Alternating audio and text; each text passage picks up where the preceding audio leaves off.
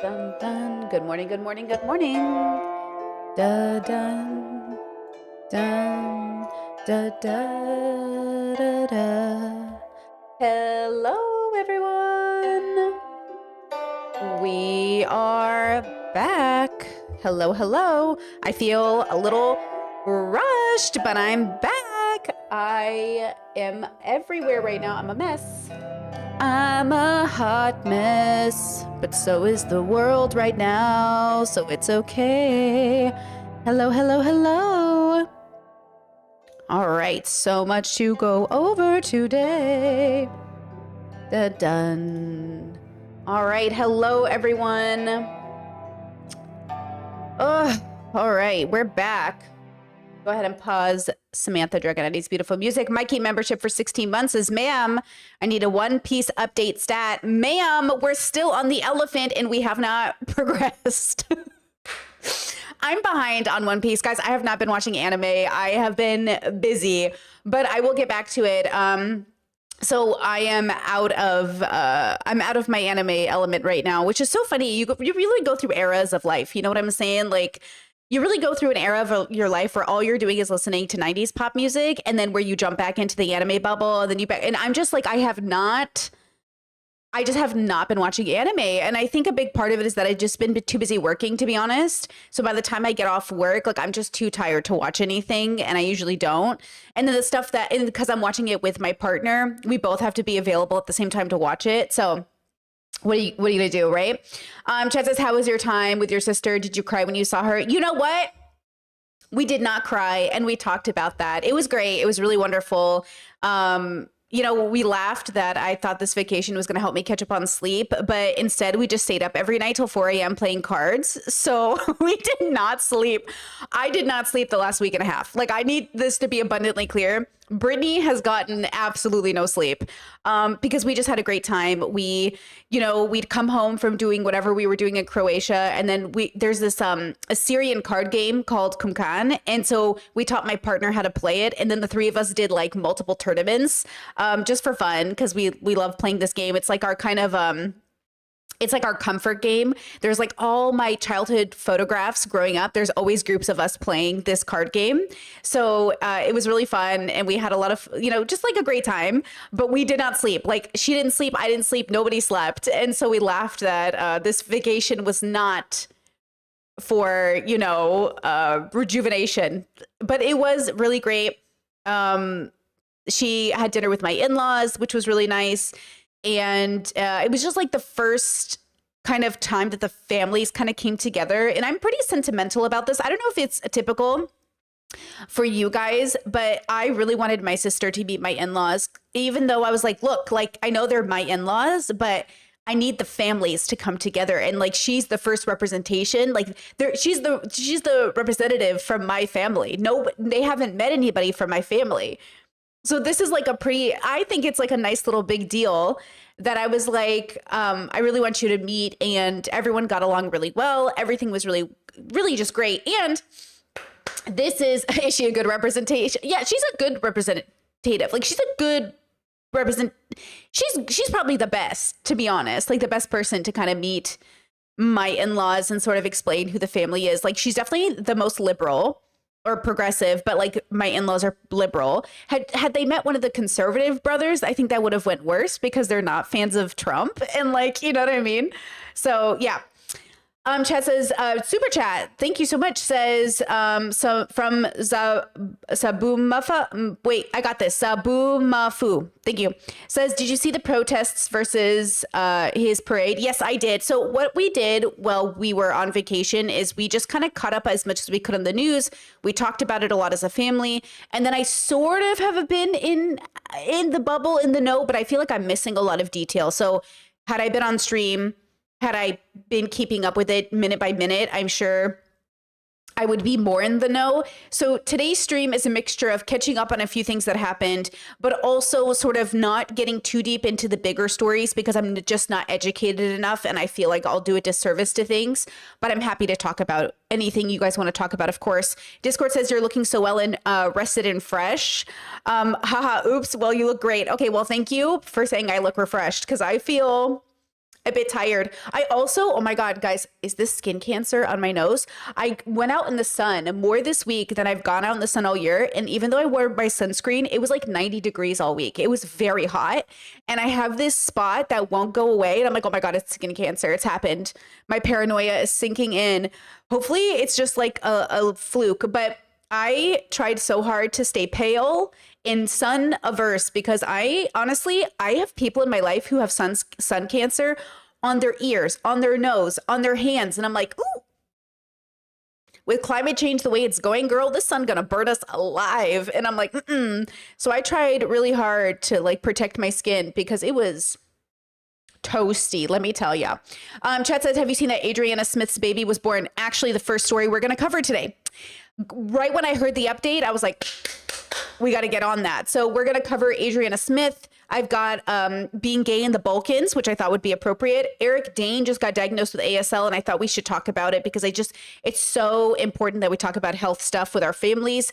And then we're going to actually watch a channel we haven't watched in a long time, Academy of Ideas, talk about how the news promotes ignorance and mental illness, which I think is so appropriate for how this week has gone in the news. Oh my God. Oh my God. Now chat says, I wonder how your family feels right now.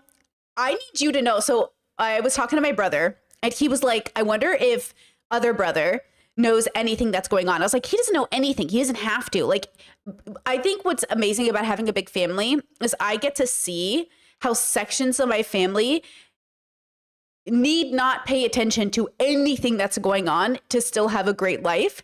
And I know people are like, oh, that's such a privileged position.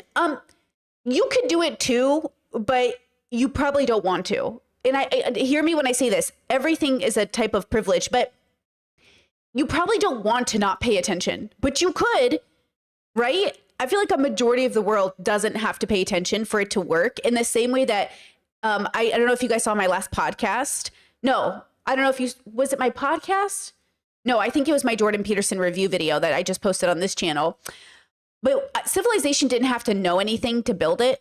We had to know very little to build civilization, as a fact. So I actually think what I'm kind of befuddled by and continuously befuddled by is how much we actually don't have to be aware to make life happen. Like, it's actually kind of interesting. And I think there's a part of it that is probably a survival mechanism in some capacity, because so many of the people I know who end up knowing too much end up becoming paralyzed and not doing anything with their lives. And then I wonder if there's a correlation, which I know other people have talked about existential, like a crisis, like that kind of dread that we go through, existential dread, like that. If it's paralyzing, it's better to stay unaware so you can actually do something. Like, how many people actually are better community members because they stay unaware and they actually show up to work or actually show up to volunteer, actually show up to clean streets? Like, how many people actually do better for the world because they're unaware?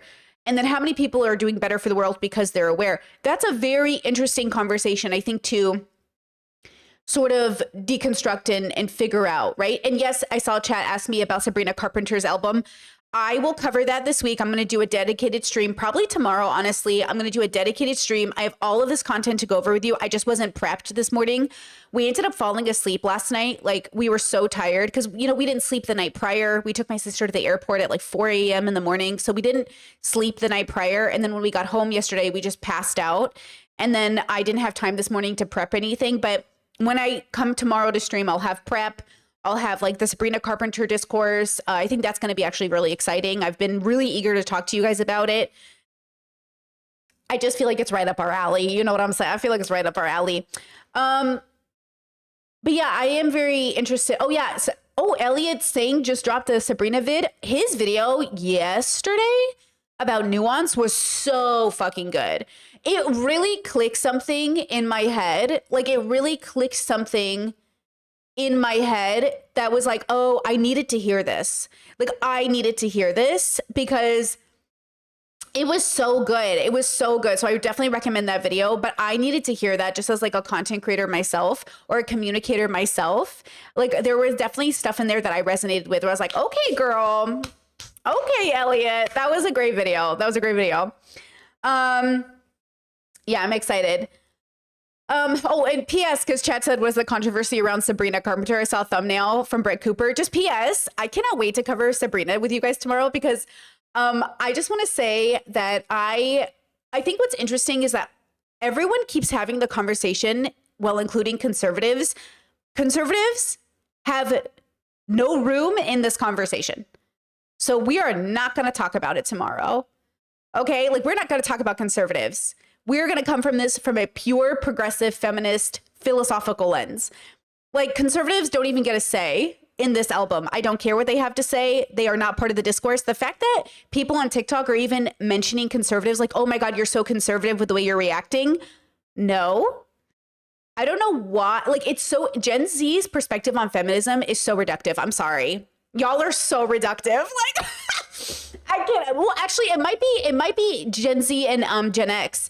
Because I didn't see a lot of Gen X people, but like, I cannot believe how reductive young people are on TikTok. Obviously, I'm looking at their ages, but I'm like, y'all are so reductive. I can't believe it. And like, that's so amazing to me. It's so white woman feminine. I have so much to say. I have so much to say. I will talk about it tomorrow. Girl, I was yelling. I was like talking to my sister about it. I was talking to my partner about it. I was like, I cannot believe this is the discourse we're having. I can't believe this is what people are this is so fucking reductive. Anyways, oh girl, I'm so excited. I'm so excited. Oh. Anyways, okay, thank you. I'm so excited. See, you got me pumped up. You got me pumped up. Okay, tomorrow we'll talk about it. We'll talk about it. Let's see. Let me see. Did you see the discourse about Doja Cat tweeting about her fan that gave her the shirt? I saw a little bit of it, but to be honest with you, I kind of avoid everything Doja. Doja Cat, when she wore the Sam Hyde shirt, I was like, girl, I'm not interested in Doja Cat. I did see the clip of him giving her the shirt. I don't know. Like, I don't really have a thought about it. I know everybody and their mom had an opinion about it, but I don't know. Maybe I missed it. It just seemed like a really awkward social situation in which it's just awkward and weird. It's just weird, but fans are weird. Like, fans are weird people. You know what I mean? I don't know. I didn't watch the whole clip. Maybe that's why I don't know the context. So don't take my word for it. I really didn't deep dive into the Doja Cat thing at all, guys. Let's see. Doja Cat loves race play. No, thank you as a black person. Race play is, in all my years in the dungeon, all my years in the BDSM dungeon, I really didn't meet anyone who was really into race play. I think I met maybe like 1.5 couples, but genuinely, like, I never really met anyone who was into it. Chet says, I think I remember you saying you have family in Iran. I hope everyone is safe. My family is from Iraq, which, not to make a joke, one letter difference here. Here we are reliving the war in Iraq all over again, but through Iran. I love America, who's like, we can have nukes, but you guys can't have nukes. How about none of y'all should have nukes? All these men deciding, like, it's very much Sokka. You know what this whole thing with Iran feels like? It feels very much like Sokka going to the library and the owl's like, I had a bender come and use this information for bad. And Sokka's like, yeah, but we're going to use it for good. And the owl's like, nah. And Sokka's like, but we're going to use it for good. It's like, there is no good in waging war. Newsflash to men, nothing good comes from war. Okay, thank you. Chet says, have you heard Ashnikko's new song, Daddy? I haven't, but love Ashnikko. Now that is a talented artist. Like, Ashnikko is so fucking talented. Live, talented. Music video, talented. Voice, talented. Love Ashnikko. Hassan was saying they've been saying the same thing about Iran since 1992. Oh, 100%. Oh, 100%. Yes, they have. Guys, also, Piss Drink is back. I can't believe we call it that.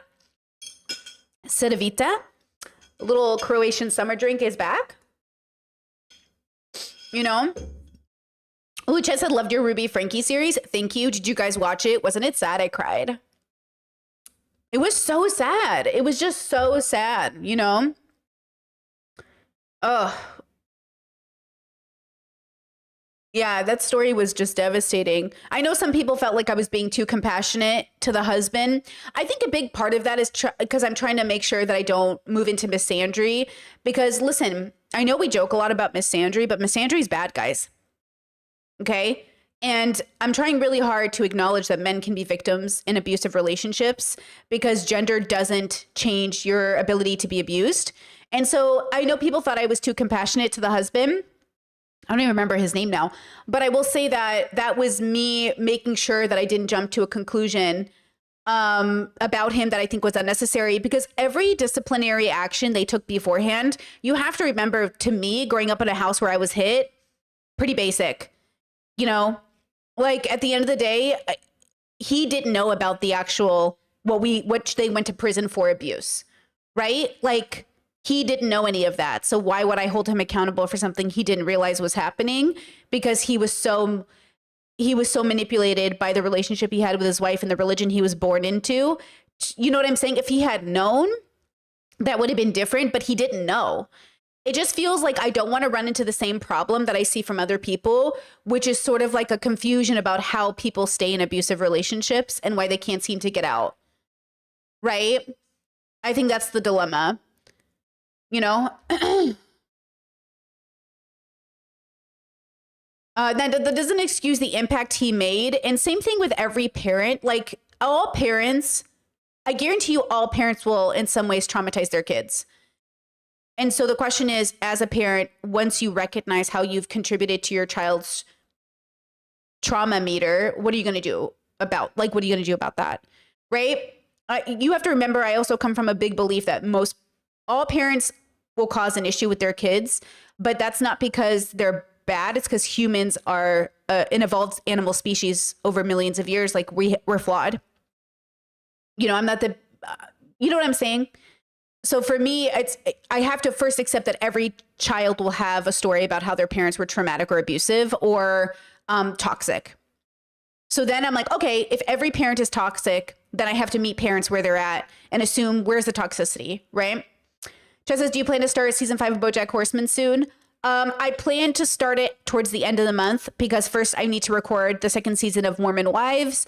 Queer Ultimatum is back, and then I'm going to film BoJack. And I'm going to try to film them and put them out like I did the Ruby Frankie series. That seems to be better, but that means I need to take more time. Sort of, you know, after stream and before stream recording and editing. But BoJack will be towards probably the beginning of next month, honestly. Wait, Chet says he was wrong for ignoring his daughter, though, and I think his identity wasn't so attached to being loved by Ruby. It would have been better for if his identity wasn't so attached to being loved by Ruby, it would have been for him and the kids. It would have been better. Yeah, I think the dilemma is that I've been thinking about this a lot lately. Chet says Sherry mentioned cleaning up Chad's blood long before Jody entered the picture, so I don't think he's full innocent, but that doesn't mean Ruby wasn't abusing him too. Yeah, I think, you know what, did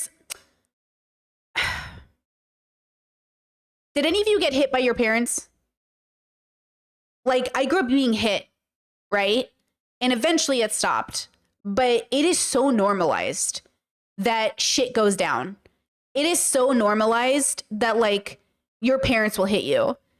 It is so normalized that, like, parents brag about, oh yeah, like I whoop him. Like I have a video coming out about autistic moms on TikTok bragging about like whooping their kids into order, even though they're autistic. Like, not that you shouldn't discipline autistic children. That's not what we're saying, but hitting kids, do you know what I mean? Is so unnecessary. And I want to talk about, because again, the problem I run into this is, how do I say this? If I'm just being critical, guys, all of humanity sucks. Listen to me when I say this. Everyone sucks and humanity isn't worth it. But if I'm optimistic and if I'm realistic and if I try to meet people where they are and I recognize everyone's traumatized, then humanity is worth it. Then humanity is worth it. And I put this, Alok said this, I love Alok. They said that, you know, their big, their radical take, like their hot take is like humanity is worth it. And I agree with them because I do think humanity is worth it. But the reason I'm able to maintain a relationship that humanity is worth it is because I'm willing to be compassionate, which means I'm willing to put myself in those people's shoes and understand that I probably would have made the same decision if I was them.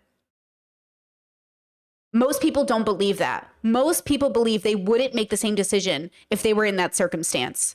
But that's often not the case. Now, that doesn't mean we make excuses for people's behavior. But once we explain it, we look for preventative work. I can't fault whatever's happened. There has to be some sort of holding each other accountable. But I really think that's up to the children in a lot of ways to hold their parents accountable, more than the government coming in. It's like the children get to decide if they want to have a relationship with their dad.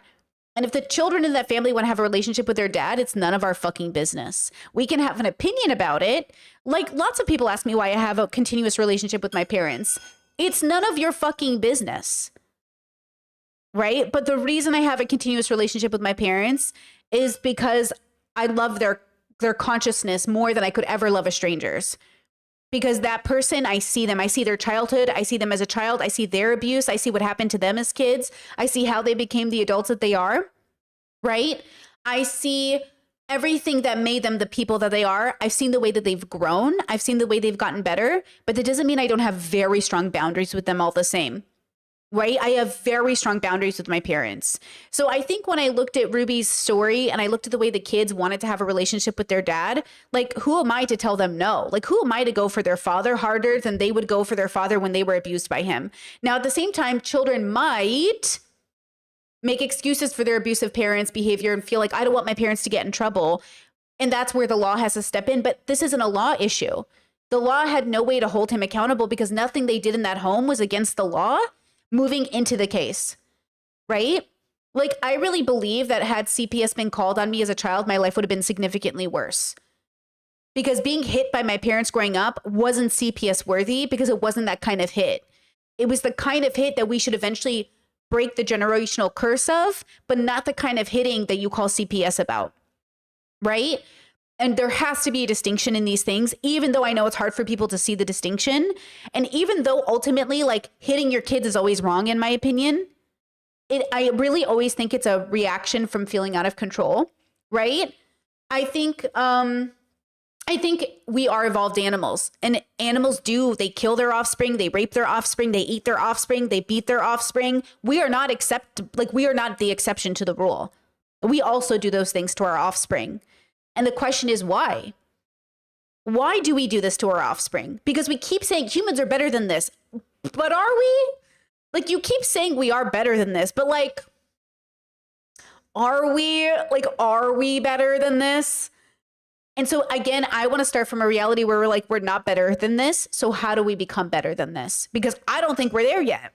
I think the illusion we tell ourselves is that we're better. Did you see my latest podcast? I just got it back up. I appealed the copyright. I risked a strike and I won my case. Thank you. So on the podcast channel, I just posted about fathers changing their daughters' diapers. And this is so interesting to me, this idea that there are communities that are suffering from so much trauma that they are terrified of the men in their lives even helping with childcare needs. Just think about that. Like, think about that and process that information, and then process as these human beings are having babies while having these thoughts about their own partners, right? So this is like a devastating reality. So, you know, Dr. K and Dr. Kirk Honda run into this problem where people often think they're too compassionate to people, but like, that's kind of like what a therapist does. Now, I'm not a therapist, but I certainly do struggle as a content creator, being compassionate as Brittany, and then being a content creator that signals to my audience that this is a bad person, because I don't philosophically believe in bad people the same way I don't believe in bad dogs. That doesn't mean a dog can't rip your baby's face off, right? Like, it's not that the dog is bad. It's just that, like, this is what happens when nature meets itself. But when you talk like that, it makes people feel scared. Oh my gosh, like, if Brittany was in charge, she's saying that she wouldn't do anything to the dog. Well, maybe I wouldn't also beat the dog or kill the dog, but maybe I'd place the dog on a farm in which it didn't have to also eat babies' faces. You know what? Like, the reaction from people is very much like, kill them or be killed. And I just think that isn't helpful, right? So I can see why people can be upset that I'm too compassionate towards people. But I need to practice this, because if I am not compassionate, I won't be compassionate to anyone. It's easy to be compassionate to people that don't do anything. The real challenge of compassion is to be compassionate towards people that are bad. There's no challenge in being compassionate or being loving towards people who are easy to love. Like, where's the philosophical challenge there? Where's the, like, you know what I mean? Don't give me a gold sticker for doing the basics, guys.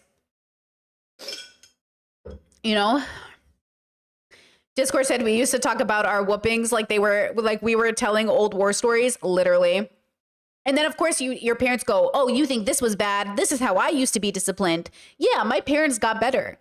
Based off what my grandfathers used to do to my parents were better parents. That doesn't mean that also we need to break the generational curse my parents gave to us for the next generation, right? Stuff like that, right? Chad says, I definitely relate to that. I love my partner, but because of my trauma, I haven't been able to fully trust him. But also that's a part of the reason I decided not to have kids. Yeah, that's interesting. That must be really difficult, honestly.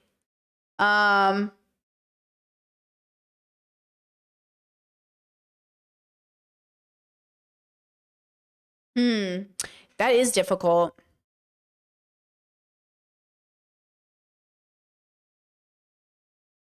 Okay, now. Anything else from chat we want to go over really fast before we jump into today's topics?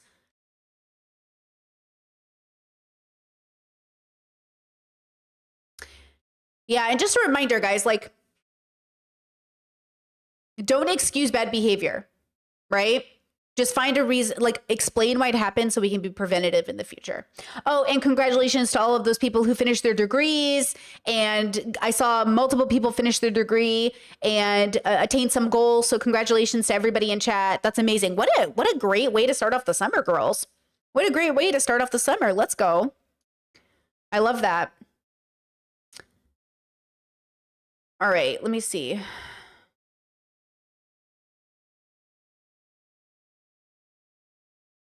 Let me pull up our stuff for today.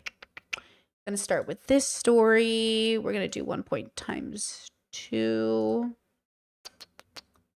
Going to go here. Hopefully it's not too loud when it starts.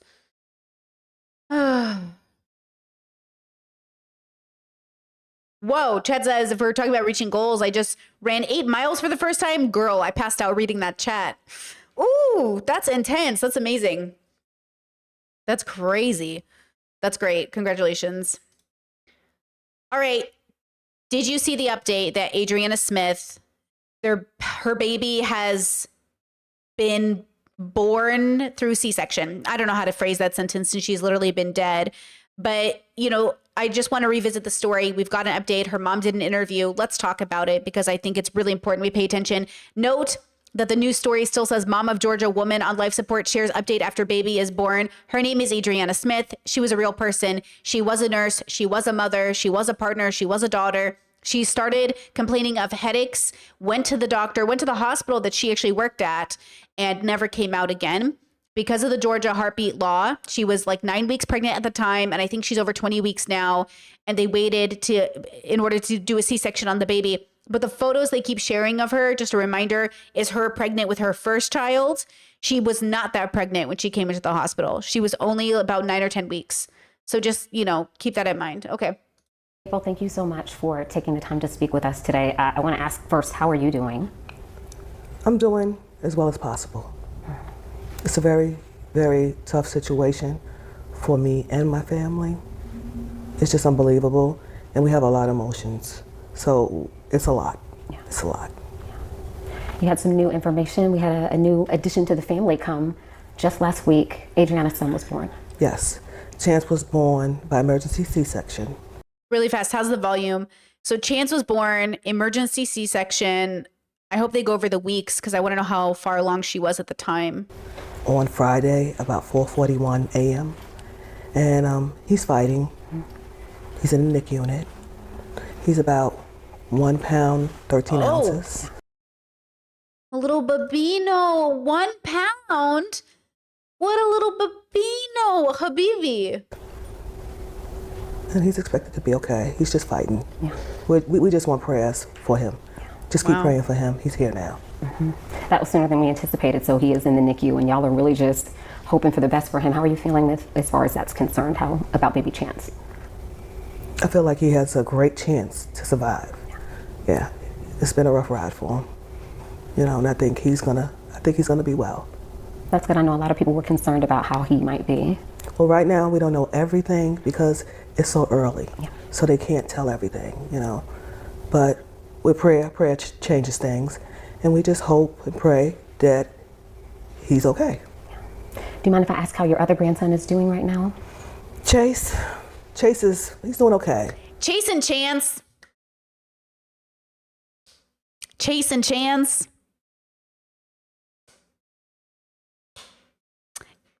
You know what? My father's whole family, everyone starts with the letter B. So like, I'm not about to, you know what I'm saying? But I'm just, have you ever had your mom yell at you and she confuses all the siblings' names before she gets to you? It's going to go crazy in this house. Chance, Chase, Chance, Chase. Anyways, cute names. I hope the boys are doing okay. This is a devastating situation. Sorry, I'm trying to lighten the mood a bit. Day by day, we try to make it as normal as we can for him with camp activities, you know, TV and family activities and stuff like that. And he's okay. He's going to need therapy. He's definitely going to need therapy. Yes, And he that's is, something y'all are ma'am. going to do to make sure Love that she mentioned that. he's okay. Yes, definitely. Wow, Does great. he know he's got a new baby brother? That he doesn't. And we feel like it's too much and we're going to discuss that with him. Wait, he doesn't know? New baby brother? That he doesn't. Wow. Oh. He doesn't know yet. And we feel like it's too much and we're going to discuss that with him at at a later time. Okay. You know, when we feel more comfortable about it. Yeah. Okay. Wow. I know that this is a situation that has been very trying. Yeah, True says honestly, not a bad idea if the baby doesn't make it. Yeah, great point. Yeah. Yeah, that's a good point. Wow. That's smart. For you and your family. It's been going on for quite some time now. What would you like people to know? I guess I would like people to know that I think all women should have a choice about their body. And I think I would want people to know that she was a nurse or RN. The same field that she worked in is the same people that failed her. Wow. Can you kind of understand what I'm saying? Like they didn't go that extra mile. Not even the extra mile. They didn't even do a CT scan on her. Damn. That would have detected it. Yeah. So I just feel like she's a nurse. You know what it is? I hate to say it this way. Look, my sister was over. She was visiting.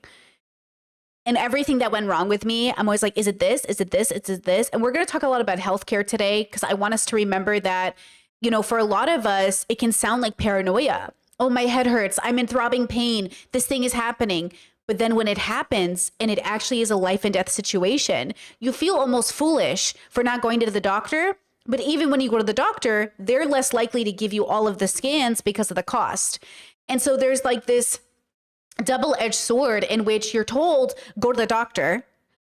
But then nothing, like, listen, I have been feeling very unwell lately and I keep getting all my tests done and all my labs are coming back basically okay. One thing did show up that it probably could explain a lot of my pain, which is good. I got some answers, but it can feel really silly. Like, oh my God, I keep thinking I'm sick, but everything's fine.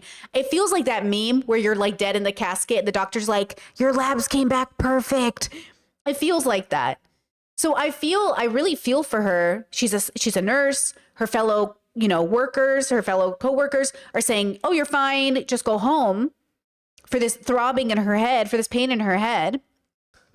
And it feels so devastating, right? Chat says, Dr. Mike was talking about this. We either test too much or not enough. Exactly.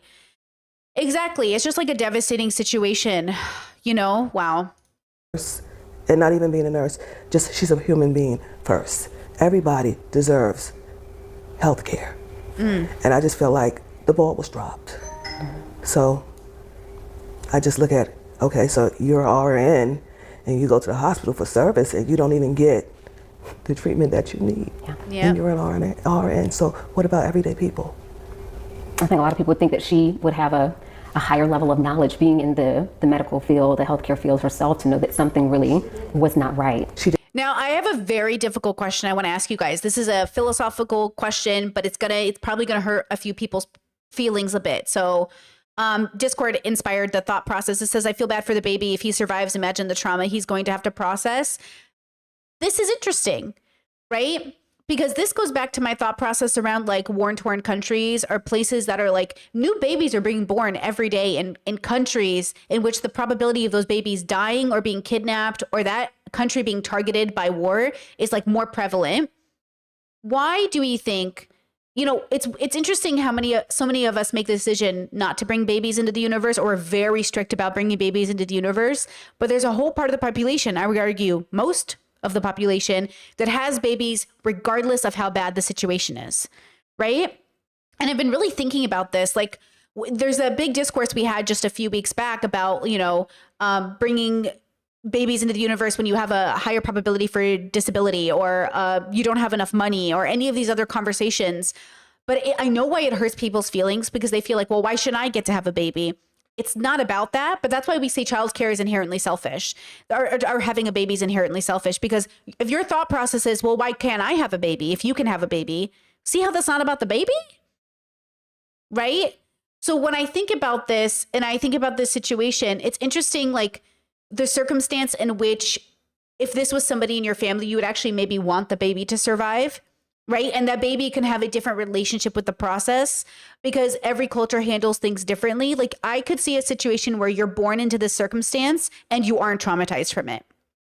I could, because it would be dependent on how your village reacts to the situation, and allows you to move through life with this great heroic story about your mother, or this story about how your mother was abused by the system and taken advantage of. Because both stories can be true in different lights. So if you raise this child differently, you know what I'm saying? I think the trauma can be there, but like Dr. Kirkanda said, not every situation is necessarily as traumatizing as it is for, it's not a monolithic experience, but it's very dependent on all of the factors. And I don't think we can prevent the trauma. We can only mitigate the probability.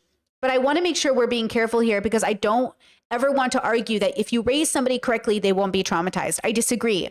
I think regardless of how you raise someone, they can be traumatized. Right? And that's something that I think we should deconstruct and think about, what it means to be a person and exist on the planet, and come into the universe and exist in the universe, right? So it is interesting how even in traumatic situations, people come together and they help bring down the probability of the trauma impact, though regardless of how good the village is, it doesn't mean it's going to eradicate it, And yeah, Discord, I agree that he has a really good village, and that's great. He does seem to have a very good village, which is really great. Chad says the human experience is traumatic. I agree, it is traumatic. Not always and in every part of it, because again, the language is interesting. I've heard people say like, oh, being a person is trauma. Partially being a person is traumatic. I agree. Not the whole process, not every second of it, but a large part of just existing on the planet is a traumatic experience. Man, I keep watching all these documentaries about babies, animal babies, not human animal babies. And I just think about how much trauma they go through to be born into the universe. It's crazy. Like, nothing is crazier than watching a bird video of a mommy bird hatching the egg and then eating the offspring. I'm like, oh, like, I have never been more traumatized in my life than watching animals eat their offspring. You know what I just learned? I learned that cats and dogs will eat their offspring if they think the offspring is not viable or won't have a good life. Like, they will eat I didn't know that. I didn't know dogs and cats ate their offspring. And I was like reviewing stories from families who were like, oh yeah, like we breed dogs. And one time we came in and she had eaten the whole litter of the puppies. And I was like, I didn't know that. But then that's kind of what I think a miscarriage is, if I'm going to be honest. I kind of think a miscarriage is your body saying like, hey girl, not this one. With peace and love, not this one. Which is kind of nice that nature itself kind of sends you a message of like, not this one. Instead of blaming yourself, instead of being like, I'm the reason the baby died, girl, nature said not this one. And like, that should take the burden off you. I feel like it takes the burden off the person having the baby. Like, you didn't do anything wrong, girl. You know what I mean? Listen to your body. Believe your body when it tells you like, trust me, girl, but then in some ways, maybe that's kind of beautiful that some of our offspring, they do make it, right? And that's kind of beautiful because like, look at the way we fought, look at the way we fought for survival, But yeah, I was devastated when I found out cats eat their babies or dogs eat their babies. I was like, oh girl, I can't. And Chad is going bunnies too, hamsters too, this too. Okay, girl. I didn't know. She did. And that's why she went to Northside. And she was in an extremely extremely bad pain. And her fiance asked, could you please keep her? Less than 24 hours, she was gone. Damn. What do you think people should know about Adriana? She was a ray of light. She loved to travel. She loved her family. She was a good mom. And she wanted to advance her education. She loved people. Someone wrote me on Facebook, said that she took care of them in a lung transplant, and she was amazing. And even after she wasn't their nurse, she still continued to check on them. And they wanted to know if they could come, when everything was finalized and stuff. So it meant a lot that they reached out to me, and said your daughter was an angel. She was amazing. She had that kind of impact on her patients. She did. How did she feel about being a mother? Oh, she loved being a mother. She did. She really liked eating when she was pregnant, because I guess it's like, okay, I can eat whatever I want, I'm pregnant, I got the green light. Yeah. But she enjoyed it. She enjoyed it. She enjoyed her son Chase, being there for him. Swimming, soccer, taekwondo, just involved in his life, And she was excited for baby Chance. She was. She was. She really was. What has it meant for you, in light of everything that you and your family have been dealing with right now, to hear from people like that patient, to hear from people all over the world that they're thinking of you all, thinking of your... You never know how you're going to impact people, Like, I bet Adriana just went to work and probably never just thought about how many people are thinking about her right now. Oof, I'm going to get weepy. But I bet she just has a whole bunch of people whose life she touched and she probably has no idea. And, her death isn't just meaningful to the people that she was related to or married to. It's going to be also to the people that she helped every day at her job, that she made their stay at the hospital a little bit better. Their recovery at the hospital a little bit better, I think that's really beautiful. Daughter, thinking of your grandsons and praying for you all. What has that kind of meant for you and your family?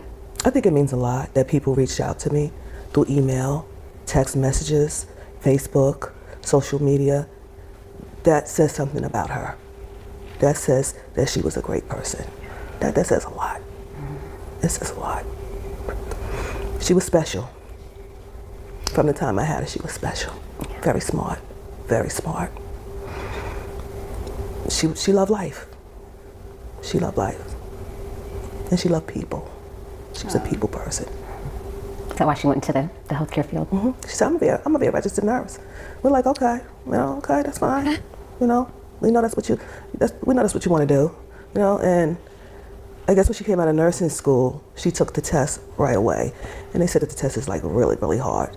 So, she checked online. After the results came out, she screamed so loud. And we're like, what's wrong? She's like, I passed the first time. And we're like, okay, y'all not excited for me? Well, we knew that. So it's not like we knew, She was passionate about being a nurse. Yeah, she was very passionate about it. What do you think she would say about everything that's been going on? Now? Yeah. Oh, she would say that they failed her. Oh, that's what she would say, She would definitely say that, Mommy, they failed me. Oh. If the shoe was on the other foot, I would have been there and I would have made recommendations. That's what she would have said. She loved people. Is there anything else that you want to say or that you think people should know about what's going on and what your family's dealing with and going through and what's ahead for you all? Okay, well, what's going on is, like today we had a family meeting with the hospital and they are going to remove her at 2 p.m. tomorrow from life support. So it's kind of hard, it's kind of hard. It's hard to process. You just learned that today? Today. You'd like more time? I would.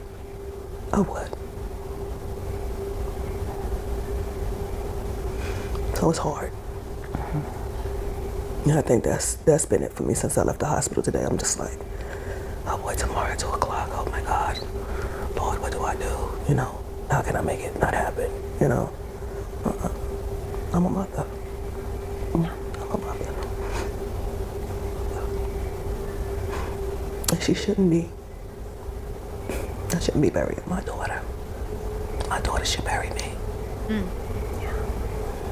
And she had a lot to give. So I'm just trying to hold it together right now. For Chance and Chase? For Chance and Chase. I wish he could smell his mother, just one time, Ugh. If he could just smell his mom, lay on the chest, skin to skin. But that's not possible. Ugh. Yeah. Jesus. Adriana Smith was a real person. And I think that's why even in this story, I'm upset that they don't put her name in the title. This should have been a big story. This should have been one of those names that when you heard it, you knew it. And the fact that it didn't become that is very upsetting. It is very upsetting that people are not saying her name. And it continues to be that way. And this mother continues to put herself out there to try to tell this story. And it is so frustrating to see. So that's why, once again, I just wanted to cover this story and give you guys an update. And remember, like, this woman has a name, Adriana Smith. She's a real person. She was a real mother, a participant, a sister, a nurse. Like, she was a person. And then we're just kind of calling her the woman. The woman. The woman. She's not the woman. Okay? And I'm disappointed that even in this news story, which is so important to see, doesn't do her justice by having her name in the title. That's so strange. Chess says, I don't understand why they don't use her name. My theory is they don't think it will sell numbers. The story is marketing. News is marketing. And I believe they're calling her woman on life support because everyone knows who that is, because they didn't do the work to associate it with a name like George Floyd or Tamir Rice or Michael Brown. Like, we should be able to hear her name and know who that is and what happened to her. Because I do think, and somebody asked earlier in chat, I think you said, like, oh, is it wrong that I wonder if she was a white woman, if it would have been different? I think it would have been different. I think this is how racism moves through the system in different ways. Lots of people, regardless of skin color or ethnic background, are neglected in the system. But I do think this story, the specific way the story was told, would have been told differently if she looked different. They kept showing her with pictures of her with a big belly, which was never true when she went into the hospital. They didn't even make it about Adriana's story, like her story. They made it about the Georgia heartbeat law.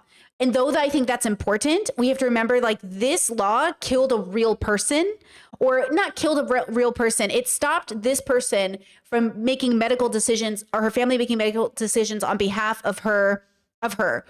And that's what's gross about it, right? Like, this woman died because the system failed her, but her baby was kept alive with the family not having a say, which, again, this goes back to the government inside of our medical lives, our medical choices. Do we want the government?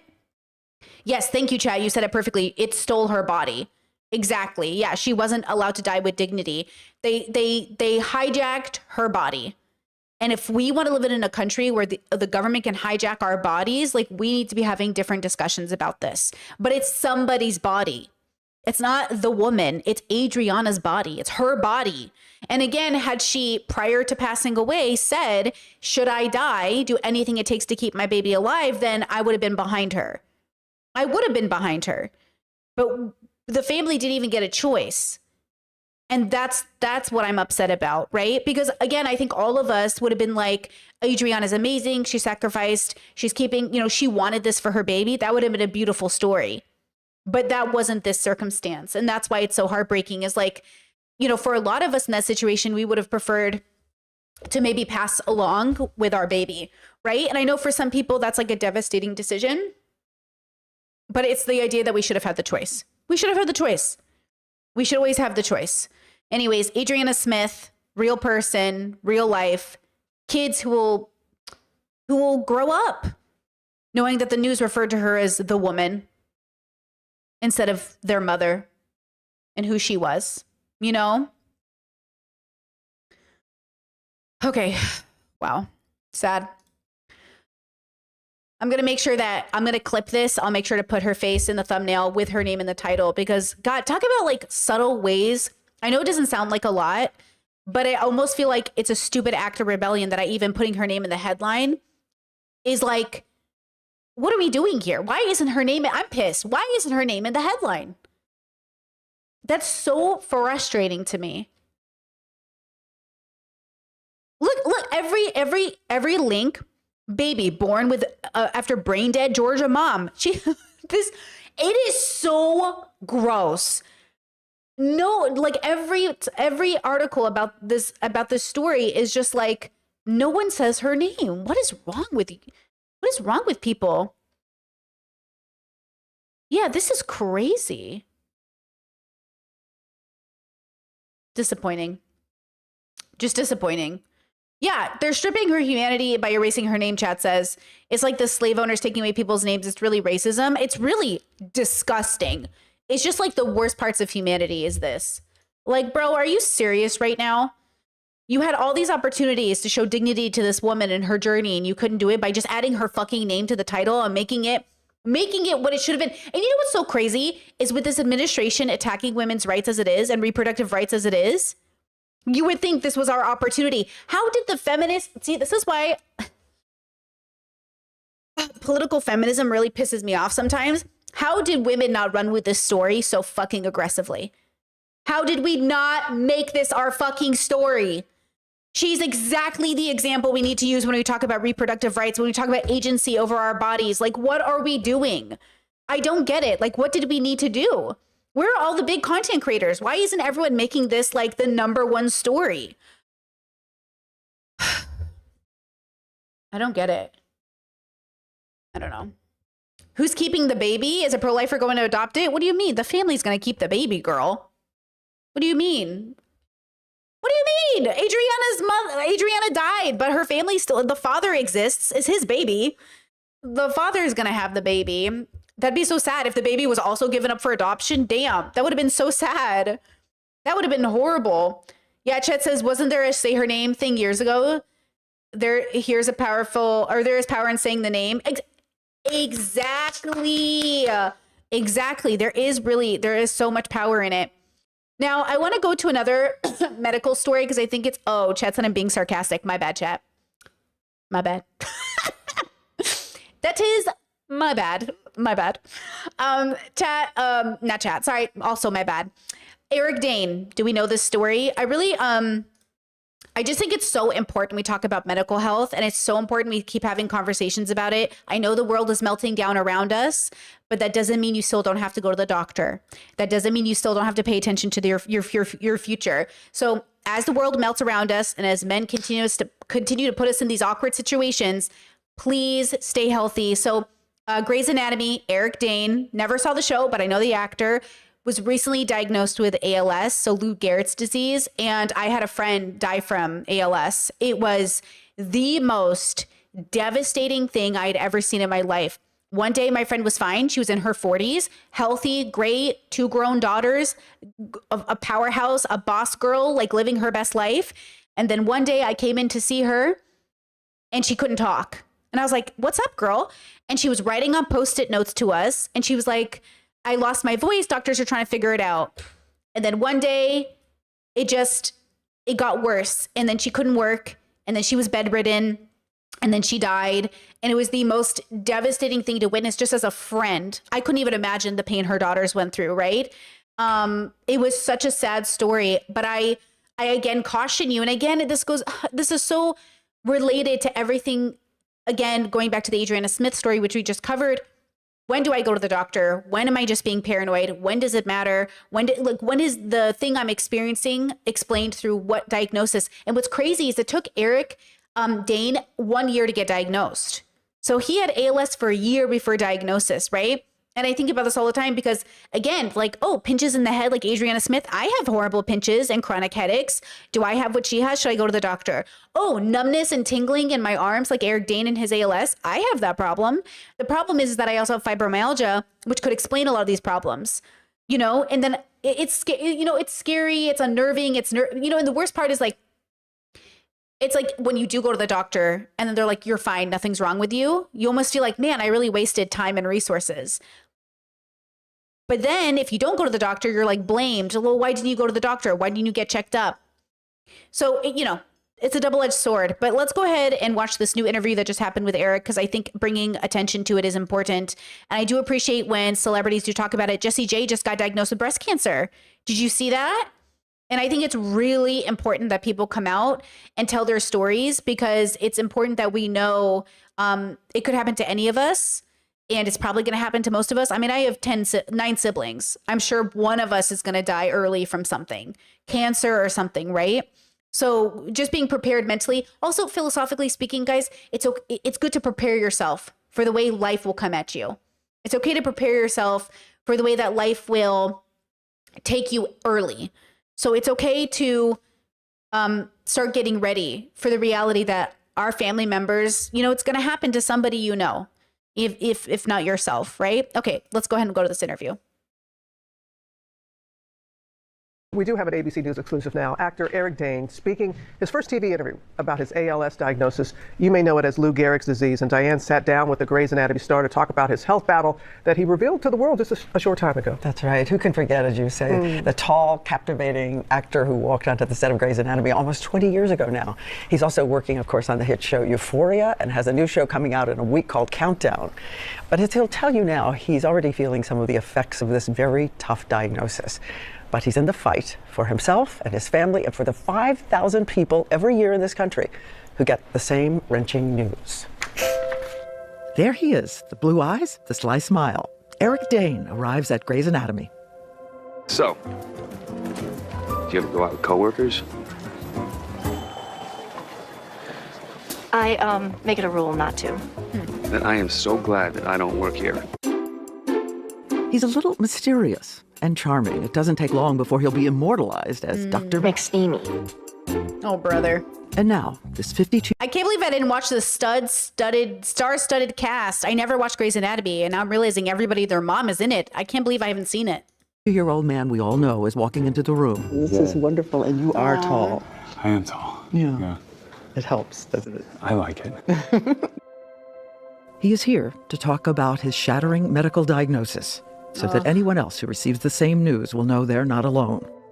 Take me back to the first thing that made you concerned, worried, baffled.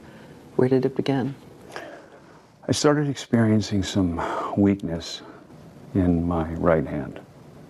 And I didn't really think anything of it. At the time, I thought maybe I'd been texting too much or my hand was fatigued. But a few weeks later, I noticed it had gotten a little worse. So I went and saw a hand specialist who sent me to another hand specialist. I went and saw a neurologist, and the neurologist sent me to another neurologist and said, this is way above my pay grade. Finally, after 9 months, the crushing reality.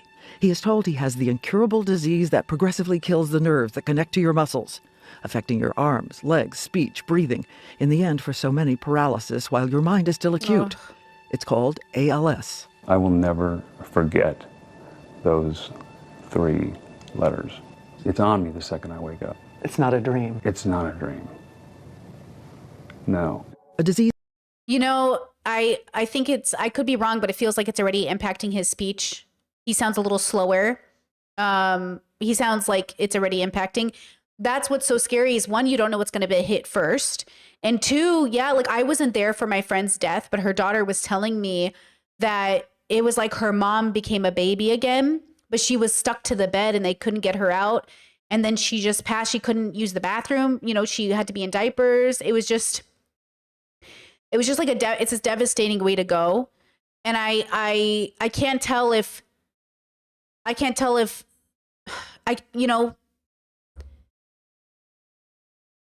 it's that he's going to die. Like we're watching a dying man. Like everyone's dying. We're all dying, but he's going to die way faster than he should have. And this is why, you know, as I get older and I try to figure out who do I want to give my money to, what charities or what programs do I want medicine or research to go into? This is definitely one of those, right? This is definitely one of those illnesses that I'm like, we have got to find a cure for. And I think that's why it's so devastating that this administration, Trump's administration, is defunding medical research. Like, do we want Americans to be healthy and with access? I mean, even with his status and his privilege, 9 months to get an ALS diagnosis. You know what I mean? Like how many doctors did he have to see? So I think I'm just devastated that all of this research, all of the money we spend and all of these things we're doing, we're not putting that money or that time into research. It's so sad. It's devastating. He's without a roadmap, just a daily inventory of what is being lost. It is now a year and a half since the symptoms began. I have one functioning arm. My dominant side, Is your right side? yeah, my left side is functioning. My right side is completely stopped working. And then your left arm is fine? No, it's going. Yeah, I feel like maybe a few more months, and I won't have my left hand either. It's sobering. It's really fast. ALS works very quickly. He says he's walking fine, but thinking about his legs. Is that what you're worried about next to your leg? Yeah. Yeah, I'm worried about my legs. And always on his I feel like his vocals, that's what's scary. When I think I couldn't tell because my friend was mobile. They were working while they completely lost their ability to speak. Like she could not talk to us and she was still trying to figure out what was wrong with her while going to work every day.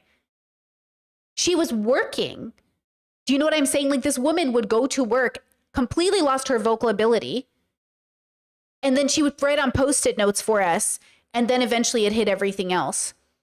Isn't that just like, so with him, it's the opposite. He's losing mobility in his arms.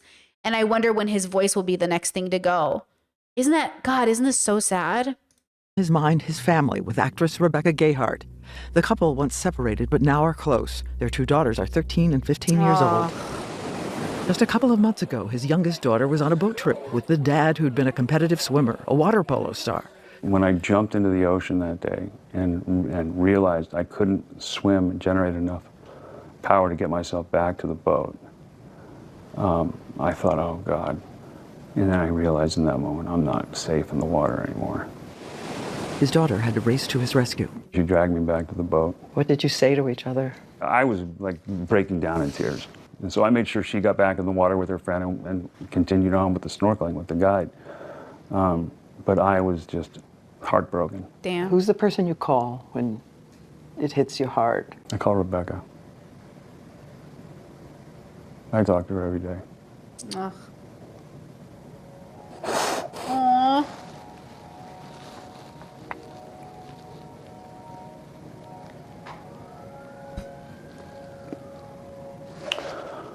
We have managed to become better friends and better parents.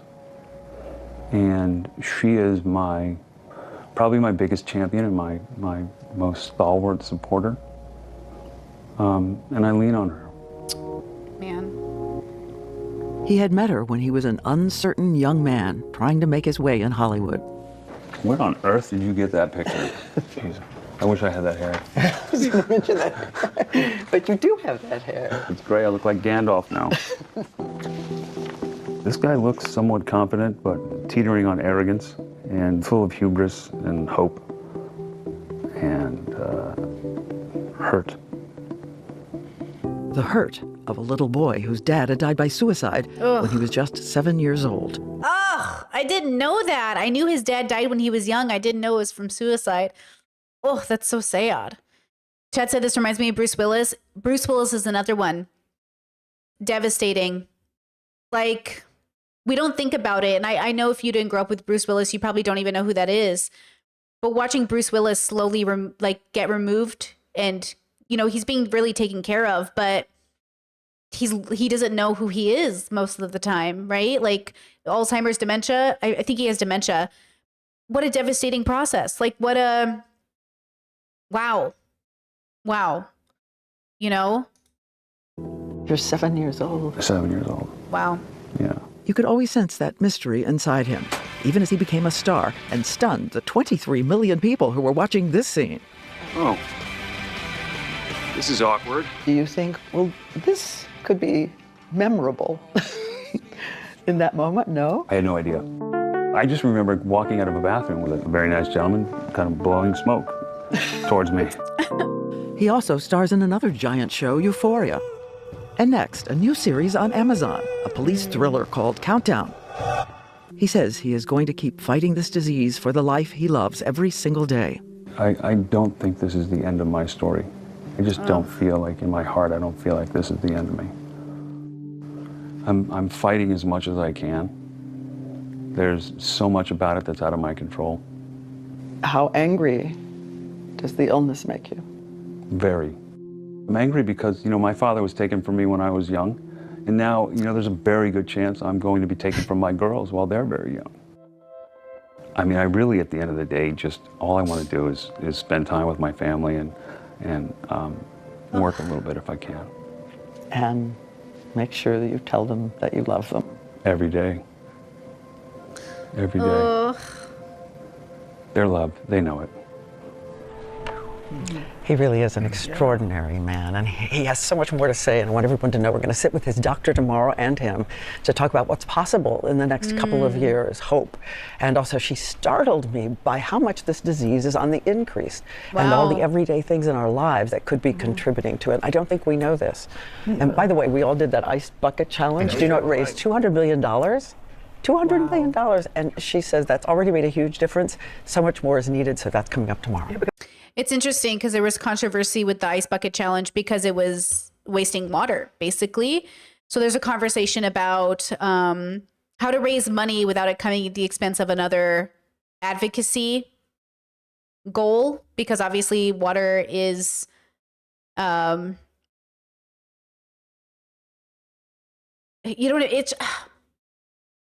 I mean, it's true, right? It is true. It did waste a lot of water. Someone did a study on it. If you guys haven't, do you guys not hear that update? How there was gallons and gallons. They did the estimate of how many gallons of water was wasted for the ice challenge. You know what I mean? It was like a really big deal. And I just remember thinking, man, do we not know how to help each other without it coming at the expense of something else?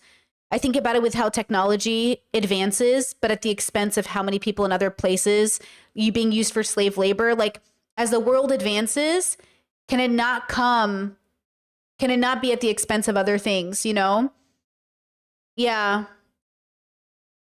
Yeah. Chad says, how is it water wasting when we were doing something good with it? Don't piss me off. I can't tell if you're being sarcastic, but yeah, like it happens. Like, nothing we're doing is not without waste. It comes at the expense of something else. Everything good you do is doing something bad for something else. Right? Like, every time you take a shower, you're definitely taking an unnecessarily long shower, right? I think about this every time I take a shower, how I have definitely contributed to so much water waste by being so unnecessary in how long I take a shower. Like, anything, you know what I mean? Think about it, continuous water just running. So it's like, that's what we're talking about. We don't need to get, defensive or something. It's just about acknowledging that every good you do comes at the expense of something else.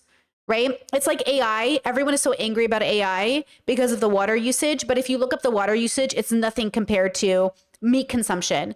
Like, I would rather the world become vegan so I can use AI. Do you know what I mean? Than get rid of AI because AI uses water. Do you know what I mean?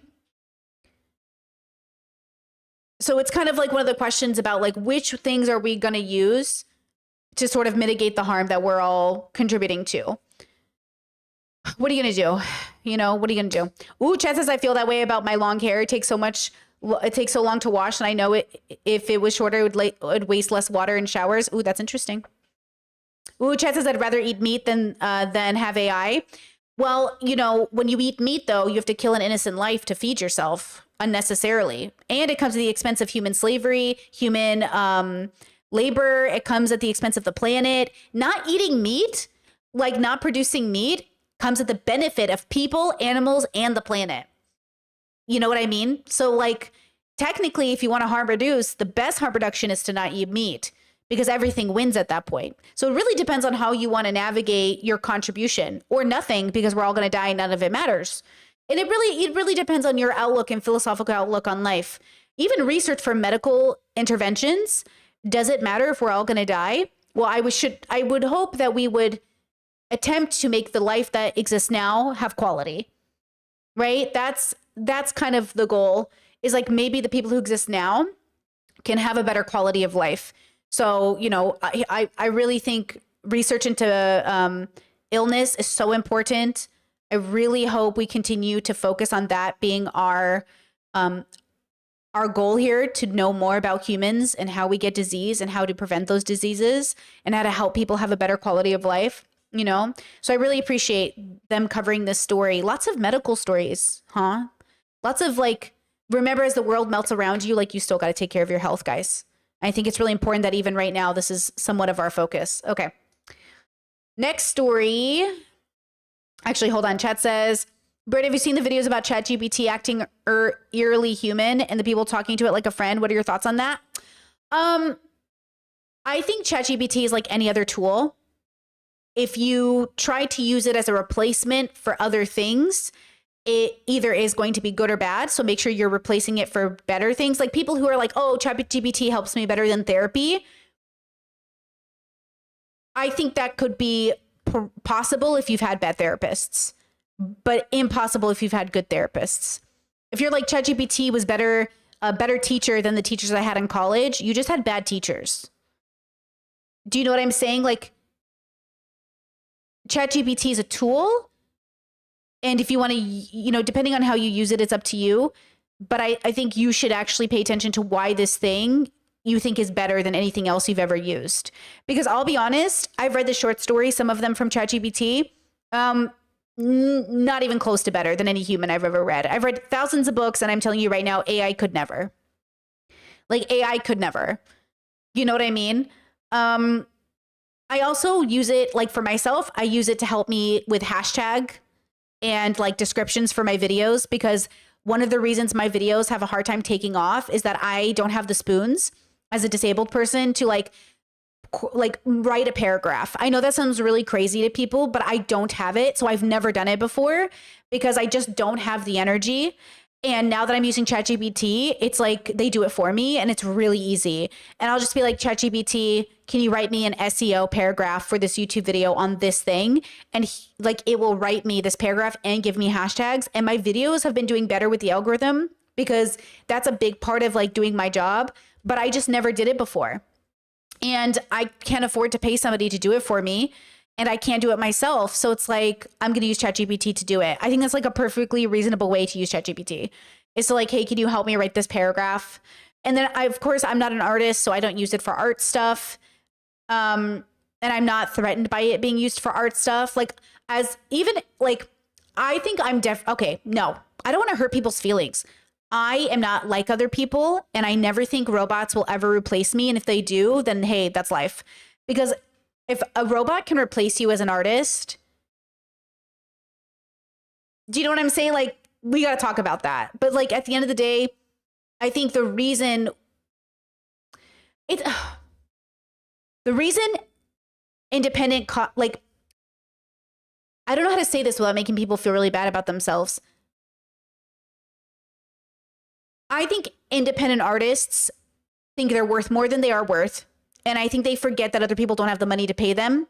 And I think you should charge as much as you want to charge, but you should stop trying to get middle-class people to pay for your stuff.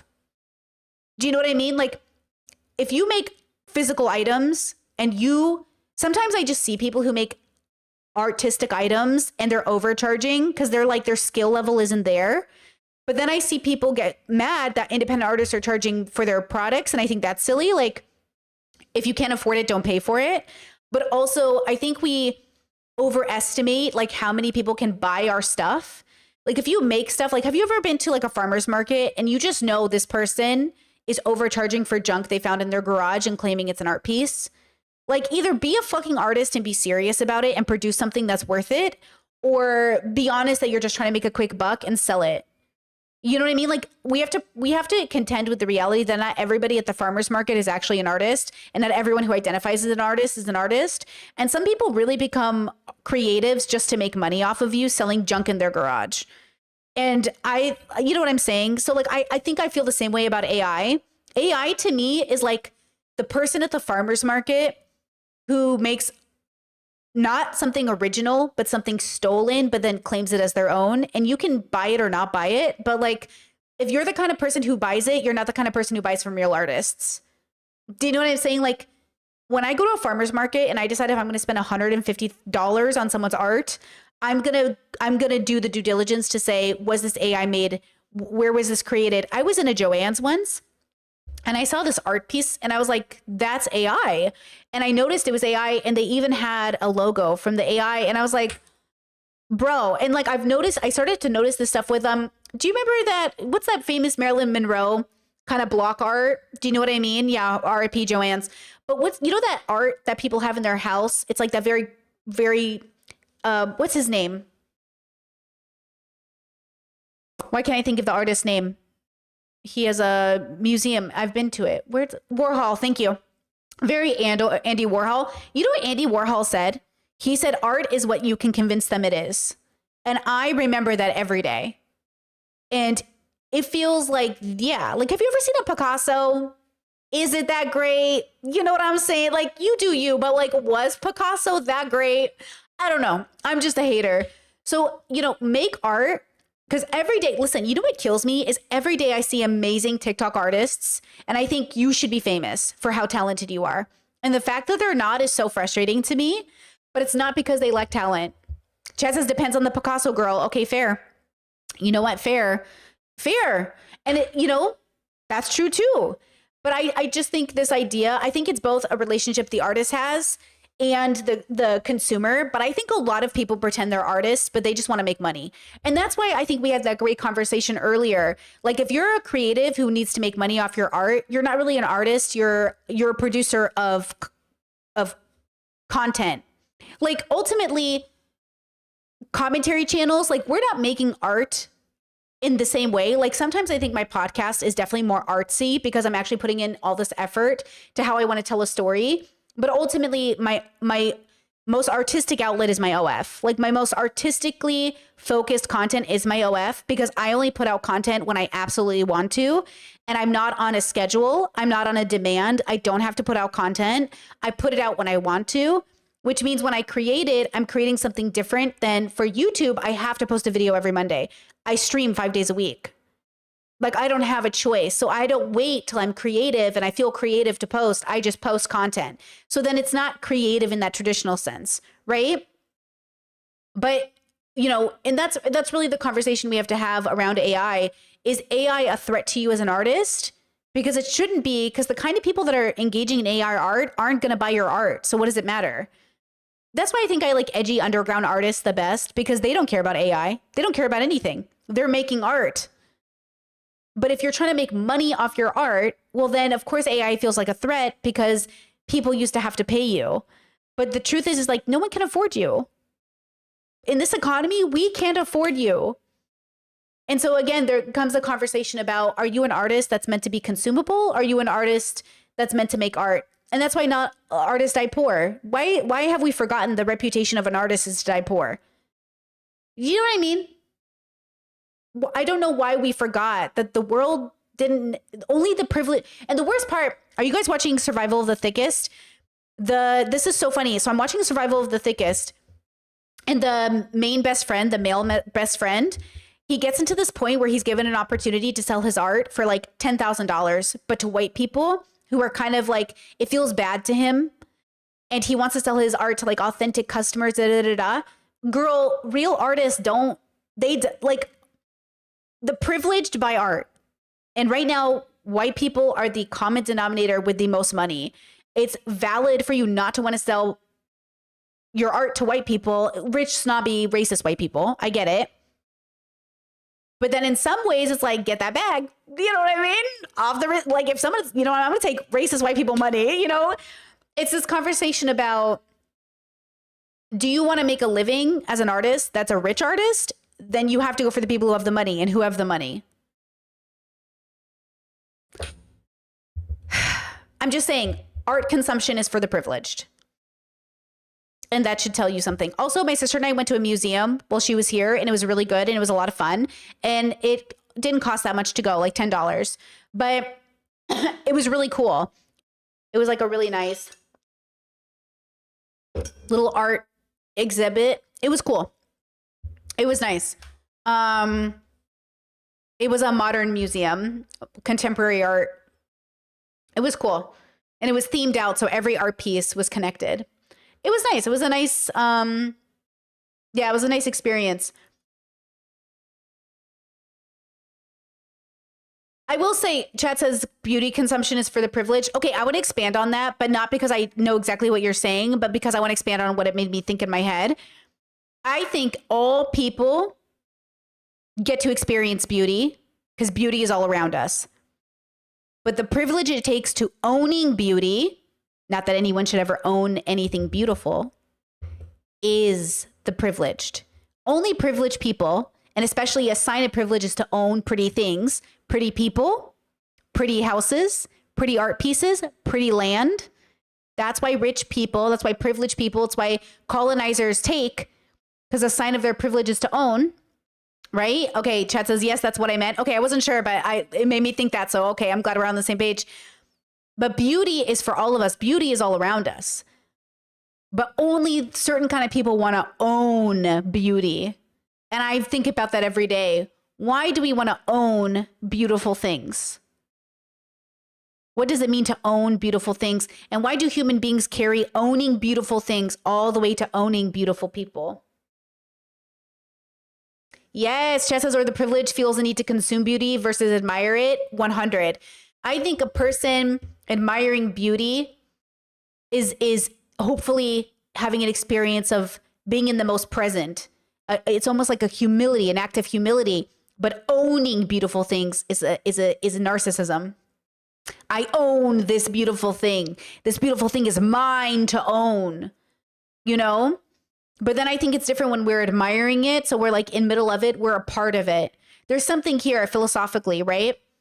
But chat, good point, said we're basically birds building and decorating our nests. That is also true. That I'm like, oh, is that shiny? I'm going to put that in my nest. Is that a shiny? I'm going to need that. Thank you. Is that shiny? I'm going to need it. Anyways, okay. Give me 2 seconds to take a little bit of a break. We'll come back. We'll watch the 2 other videos I have planned for today. Uno momento. Por favor. Oh no, 5 videos. I just remembered something Spanish. I remembered something Spanish. Oh my God, I'm going to show you the most amazing thing I found on the internet this week. I'll be right back.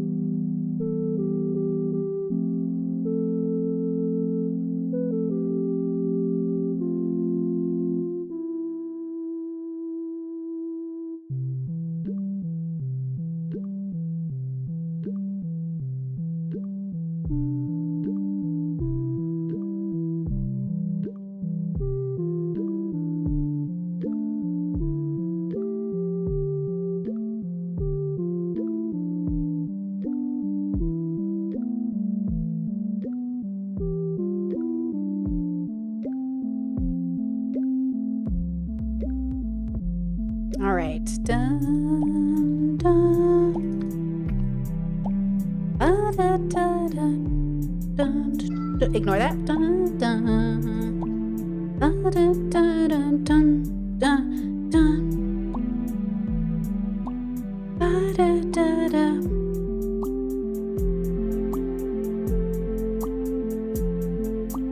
Dun.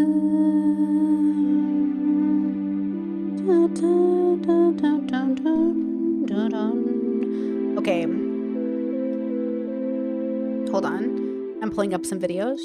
Pause. Thank you. Da, da, da, da, da. Da, da, da, da, da, da, da, da. Let me see. Let me see.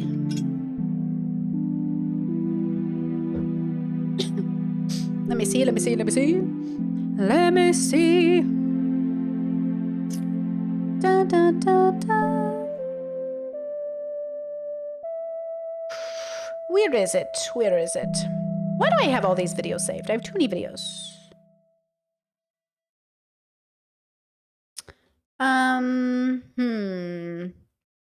No? Okay, hold on. Let me find this thing. Hold on, please wait a second as I find the story. Why can't I? Okay, hold on. We use the hashtags to find this story.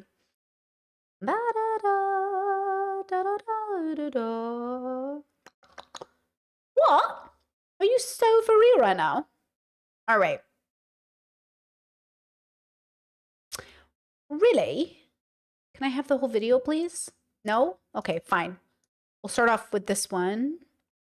And okay, let's do this. Let's do this. I saw this video this week and I was crying because okay, listen, I don't need the judgment. Okay, I don't need it, girls. But I really love me some America music, okay? I really love me some and the rockets red clear. You know what I mean? I really like me some America, okay? And I get really emotional because I'm nostalgic, okay? I've got the USA nostalgia in my blood, okay? And I saw this girl and I legit was weeping, okay? I saw this story. Did you guys see this story? Especially with everything happening with the No Kings March, the LA riots, like everything happening with everybody. This shit really hits me, okay? Hold on. Okay, we are going to do the song in English today, so I'm not sure. So this girl, baby Neza, watched the Dodgers tell me I can't sing the Spanish Star Spangled Banner that Roosevelt literally commissioned in 1945. So this girl was commissioned to sing, and she thought she was doing it in Spanish. And then they tell her, like, you have to do it in English, right? If that wasn't if that wasn't relayed.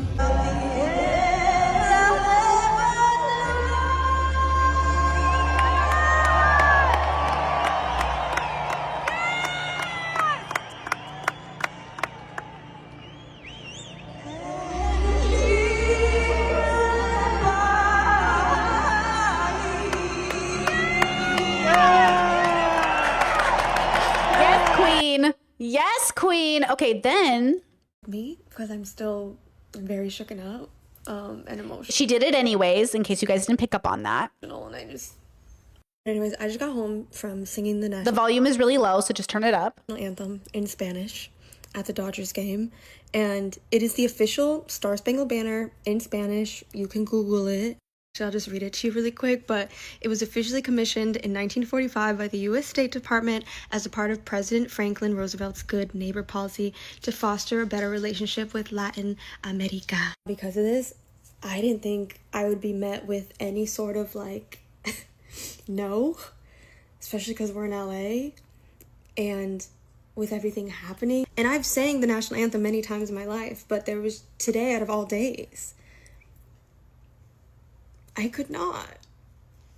I'm sorry. Yeah, I just could not believe when she walked in and told me no. But I just felt like I needed to do it. Para mi gente. For anyone who's been following me for a while, you know, everything I do is out of love, good energy out of love, and I'm proud of myself for doing that today. Because my parents are immigrants and they've been citizens like my whole life at this point. They got documented really early, but I just can't imagine them being ripped away from me. even at this age, like, let alone like a little kid. Like, what are we doing? What are we doing? Anyways, sorry. This is a whole different side of me that y'all never see, but thank you for all the sweet messages. I love you guys so much.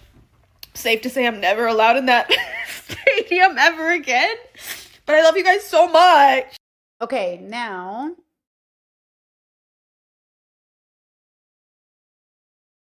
Ooh. On Saturday, Whoa! Sorry, that was really busting out my ears. singer Netza took the spotlight at Dodger Stadium, delivering the U.S. national What is anthem. this AI voice? But not the way the organizers expected. Instead of singing it in English, Hello, I want the full. Can I just please? Thank you.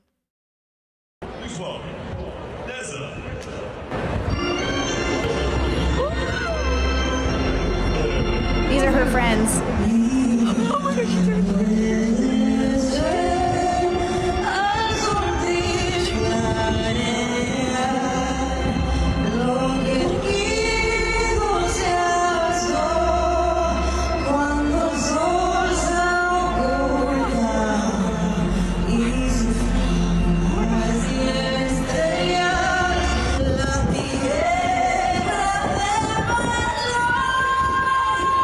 Killed it.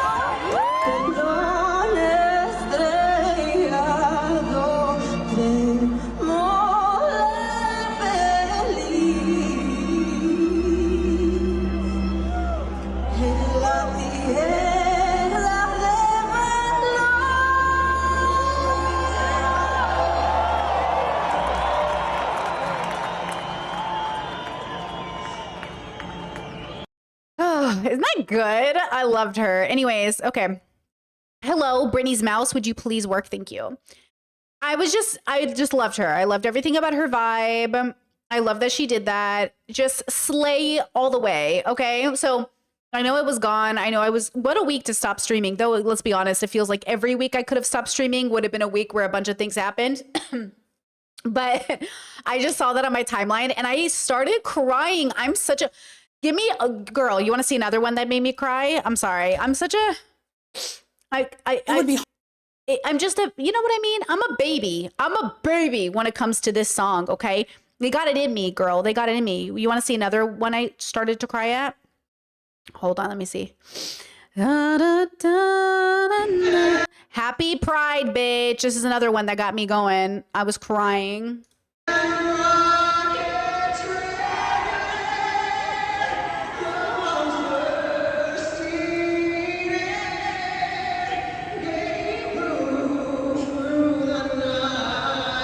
Look, a drag queen singing the national anthem, girl, give it to me every day.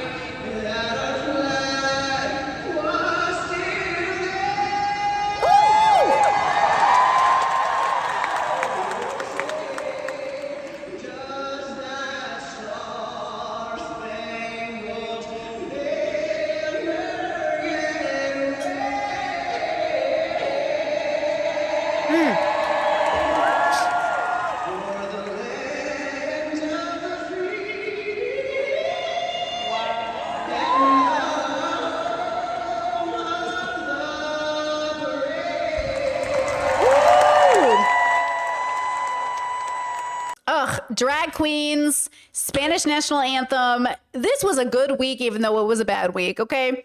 Good week, even though this was a bad week. Actually, this pushes us right into this like very important topic I'm going to talk about today. And I'm going to use Academy of Ideas to have the conversation.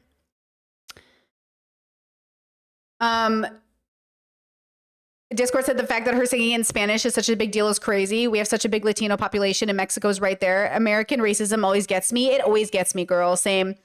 So Academy of Ideas put out this video called Why the News Promotes Ignorance and Mental Illness. And we usually love this channel. So I thought I haven't pre-watched it, but let's watch it together because this week has been exactly that. Where this week has been the most unserious discourse about the most serious things happening right now in the world. And once again, and I don't mean to point fingers, but I love to point fingers, men are just sitting here playing with our lives like it's a game of Monopoly.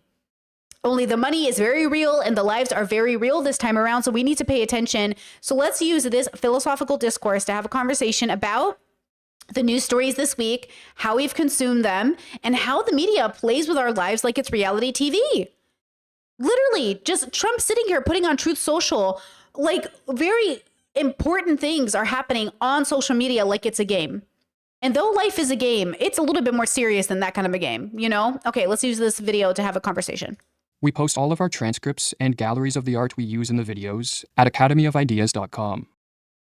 News is to the mind what sugar is to the body, appetizing, easily digestible, and extremely damaging.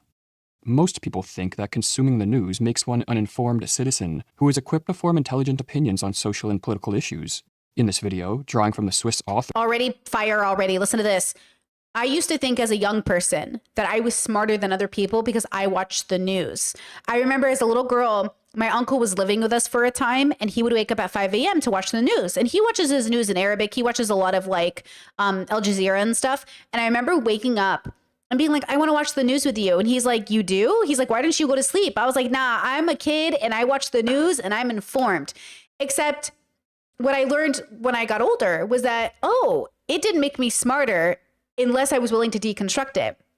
It didn't actually make me better unless I was actually willing to question what I was seeing, but not in the conspiracy theory way, which is just, we're going to ignore that, but in the truly, what am I seeing? How do I feel about it? What do I think about this? How does this impact the world? Can we actually think deeper about these problems that we see in front of us? And I think that's what's happening now. Somebody said to me, do you think people are smarter now or in the past? And I said, I don't know. I guess it depends on what metric we're talking about. And they're like, I just think people are so dumb now, even though we have all this technology. I don't know what you mean when you say, are people dumb now more than before? But people were never really that smart. And this is why I keep going back to this idea that I've never seen someone say out loud as much as I have, but I'm just going to keep saying it out loud. Humans didn't have to be that smart to build civilization. Like, we never had to be that smart to do everything that we did. But I think because we keep doing everything we're doing, we think we're really smart. But we might be smart enough to build iPhones and build skyscrapers, but we're not smart enough to avoid nuclear war. So like, we're obviously not that smart. You know what I mean? We're not smart enough to like stop killing each other. We're not smart enough to not be racist. So obviously there's something going on with our biological experience and our lived experience and all of the other things that is creating everything that we have in front of us. Like, our president is on Truth Social talking about assassinating world leaders. Like, what are we talking about? How smart can we be? Rolf Dobelli's book, Stop Reading the News. But also the other irony of this is that intelligence doesn't mean good person. So the other irony is that like, just because you're smart doesn't mean you'll be good. You know, because we equate intelligence with good decision making. Not necessarily true. Manifesto for a happier, calmer, and wiser life. We argue that the opposite is true. News consumption fosters ignorance, intolerance, passivity, and chronic stress. News organizations want you to believe they're giving you a competitive advantage. Plenty of people fall for this. In fact, that's why Ground News is doing so well right now. Ground News. You want to see both sides of the argument? Check out Ground News. And that's why content creators have been sort of critical of Ground News, because Ground News, you know, it gives the illusion of being informed. But are you? Consuming the news is far from a competitive advantage. It actively disadvantages you. There's no question that the dross we're spoon-fed every day is not only completely worthless, but actively damaging, writes Rolf Dobelli. To understand one of the problems with news consumption, we can turn to a well-known set of experiments conducted by psychologists Martin Seligman and Stephen Meyer in the 1960s. In these studies, rats were subjected to electric shocks. One group could stop the shocks by turning a wheel, the other group had no means of escape. The first group of rats did not display any adverse effects to the shocks, but the rats that were powerless to stop the shocks developed what Seligman and Meyer called learned helplessness, which is a condition marked by passivity, reduced motivation, and... What do you guys think about the fact that we use animals to figure out things about people? Even though we work differently, we can work similarly. But what do you guys think about the idea of like torturing animals for education on this plant-based vegan journey that I'm on right now? And again, I'm not vegan. But as I'm on this journey of deconstruction about whether or not it's ethical to do this, it brings a lot of questions into the forefront of my mind about solving illness and working on disease and doing all of these sort of advancements for humanity at the expense of these non-human animals, right? Anhedonia, the inability to feel pleasure. In many ways, the news functions like these electric shocks. We are continually bombarded with distressing reports that Chet says they say that rats and humans actually do have similar brains. Well, then it's even more unethical that we're using them for experimentation, wouldn't you say, right? That's kind of the irony, is like, I know we're all different, right? We're not the same. It's not, but if we're very similar, then that's even more of a reason we shouldn't be using them as an experimentation. provokes Not that whether or not we should be cruel to an animal is related to how close they are to us. That seems to be more of a animal part of our brain thinking, but it is interesting. stress, anxiety, fear, and a sense of hopelessness. Yet instead of turning off the news or taking meaningful action on the issues that concern us, we continue, day after day, year after year, to expose ourselves to this steady stream of negativity. In doing so, we... Chat said, is it more ethical to use humans, though? Maybe, right? Like, maybe it is more ethical to use humans that volunteer. But maybe the volunteering shouldn't be based off of like getting paid. So you shouldn't get paid for it, because if you get paid for it, like kidney transplants, people with no money will choose to be experimented on just to make ends meet. See, that's the problem. That's why you can't sell your kidneys, because desperate people will sell their kidneys. That's why we should create a system in which people aren't desperate enough to do things they don't want to do. Right? But desperate is different than having to do things you have to do. You have to build yourself a life. Like, again, I don't want us to get overwhelmed with how complex it is. I just want us to water it down to the basics for the sake of this conversation. We all have to participate in society in some capacity, meaning we all have to work. Work is subjective, and how you participate in the society is subjective. So I'm not saying you have to have a 9-to-5. You can work in a different kind of way, but you have to participate in some aspect, which allows us to build society into what hopefully will be a little bit more cohesive. But we don't want people to be in a desperate situation to do work that is really undignified to them. But that doesn't mean you can't work at McDonald's or be a sex worker, because all of a sudden you're like, oh my God, I'm a survival sex worker. I'm a survival McDonald's worker. No, some jobs are just jobs, right? But we don't want you to do it because you're desperate. But then someone will say, well, I don't want to work. So if I work, it's because I'm desperate. My allergies have been crazy this week, let me tell you. That's not the same thing. I think the dilemma is we're having a conversation that people aren't being sort of honest about. All work is work, and not everybody wants to work, but sometimes you got to work to pay the bills. And whether it's sex work or something else, like survival sex work is about having a gun to your head.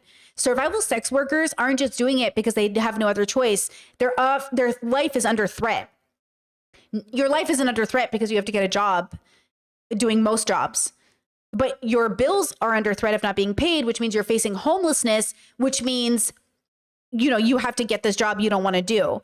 But that's not the same thing. And I think we've watered down survival sex worker to be like people who need money so they become sex workers. That's just called a job. That's not survival sex work in my mind. That's just called a job.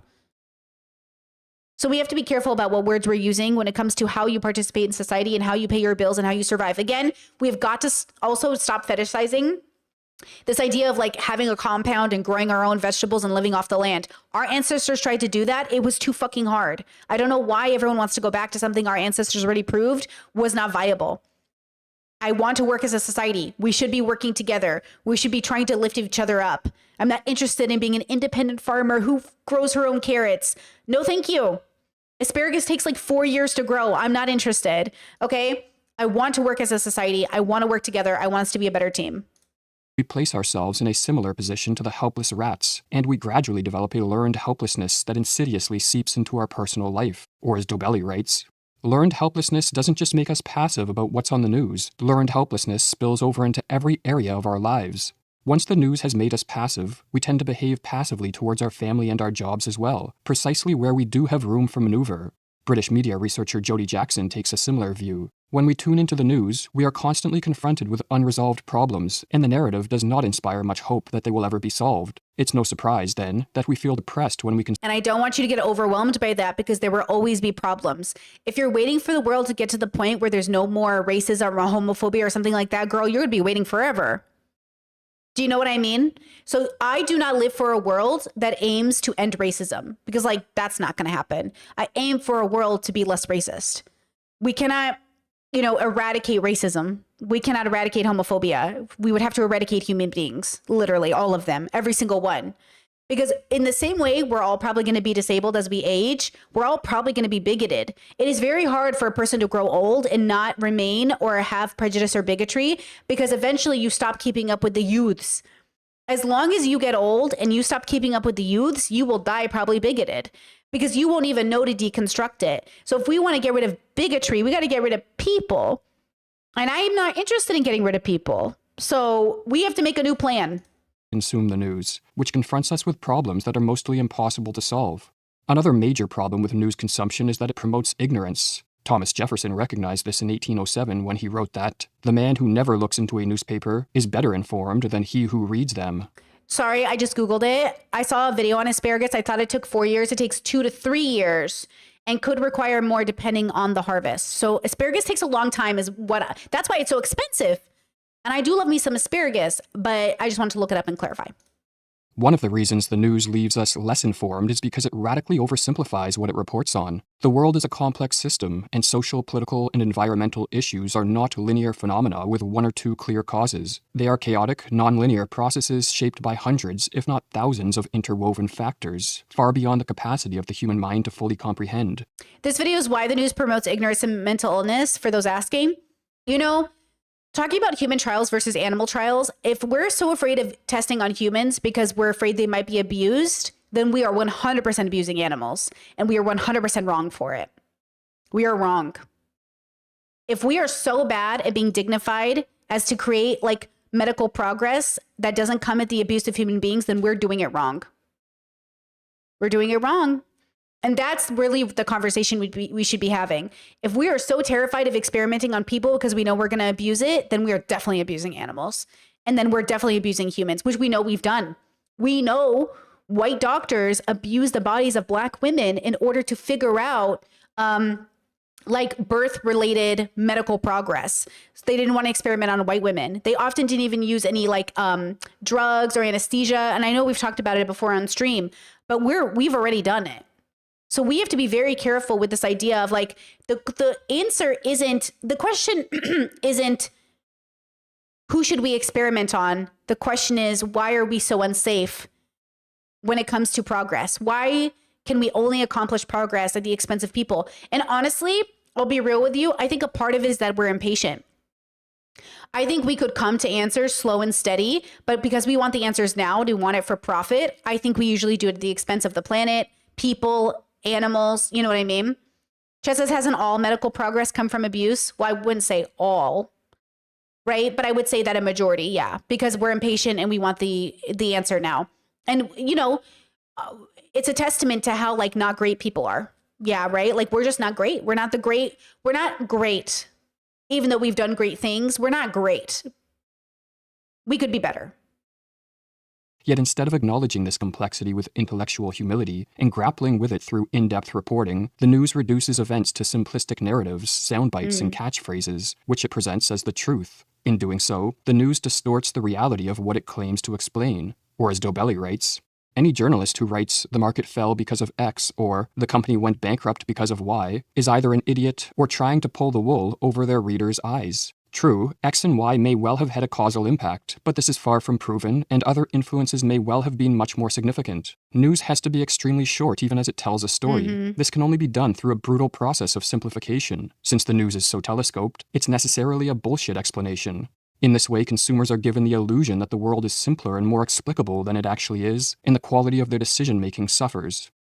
To make matters worse, these simplified explanations of social and political events are far from unbiased. Rather, they are filtered through the news outlet's political agenda and shaped by the interests of government agencies and corporate advertisers. The media entrepreneur Clay Johnson admitted that, for every reporter in the United States, there are more than 4 public relations specialists working hard to get them to write what their bosses want them to say.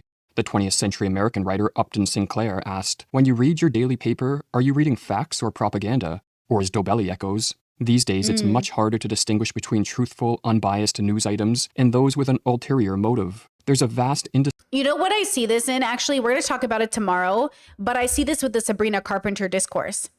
I'm actually seeing it with the Sabrina Carpenter discourse, where I think humans make a very bad... humans are doing this thing that I find interesting.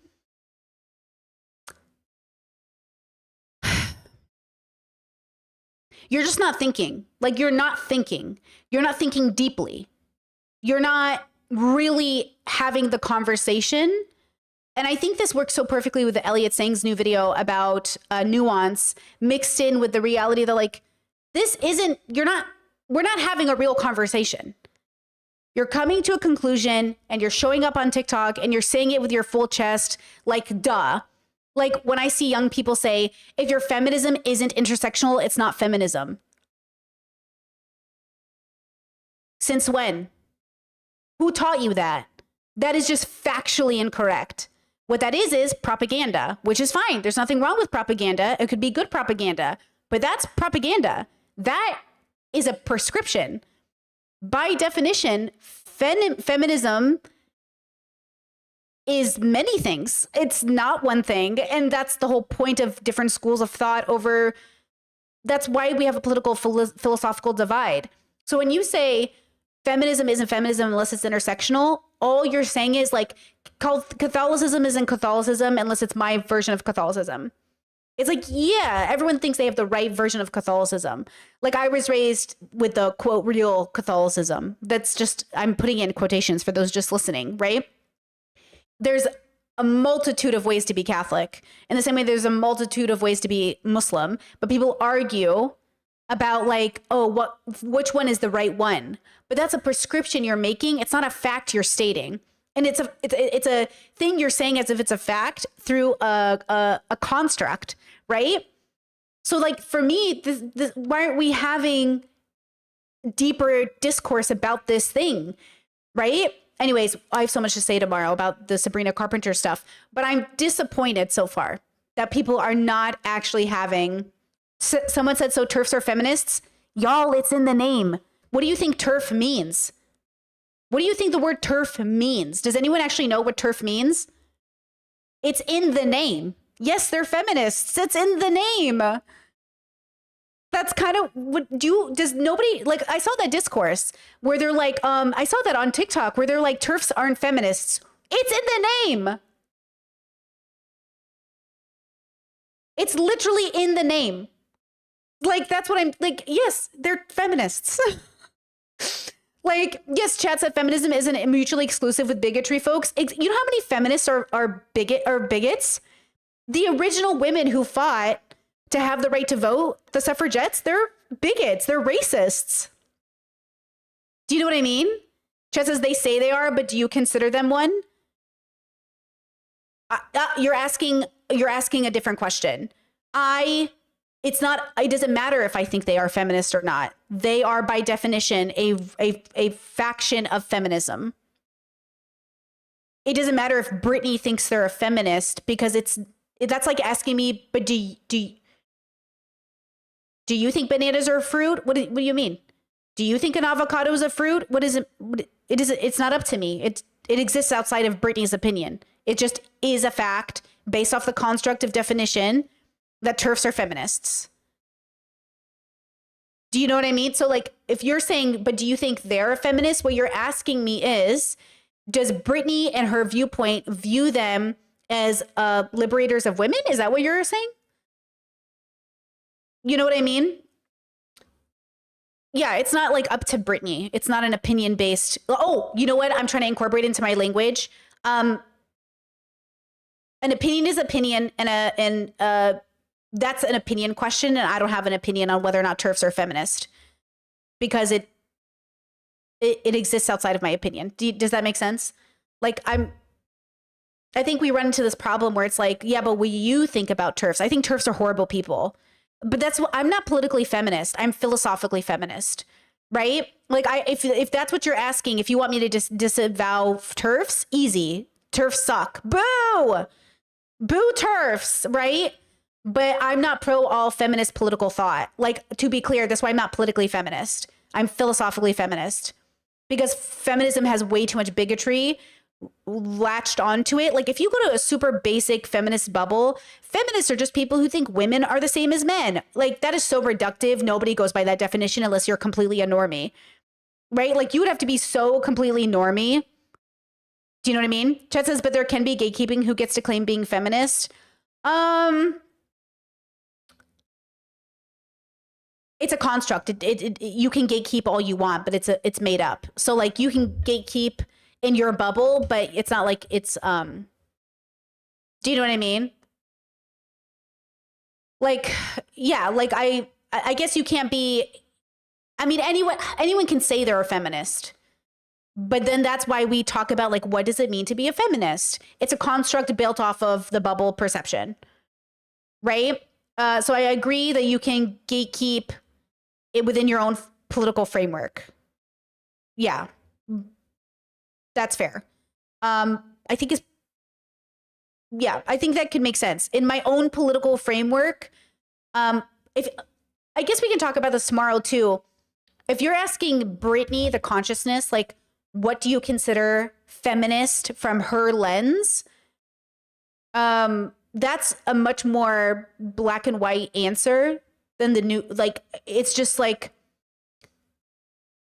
female liberation to the nth degree in every capacity you can think of, which then doesn't latch on a prescription of what that should look like, but it's so open-ended that people might latch on what they think that is. Like, I don't think, like, have you guys heard about choice feminism? It's like really big in the TikTok world right now. I'm not a big fan of choice feminism. I think it's lacking feminist value. But some people think choice feminism is what feminism is. It's a woman's right to make a choice. That is one version of feminism, but it's not what Brittany personally, I don't value choice feminism in my feminist philosophical relationship. But I can understand why choice feminism makes a lot of sense, because old school, see, this is tomorrow's video, but this is something to think about. Wait, Chet says, I get what you're saying and it's valid philosophically, but I'm more political, so we just disagree on TERFs. You like TERFs? Wait, you're pro TERFs? Or you're saying TERFs aren't feminist, even though they are literally all about women's rights at the expense of trans women because they're transphobic. So, like, are you saying white racist feminists aren't feminists because they're anti-black women?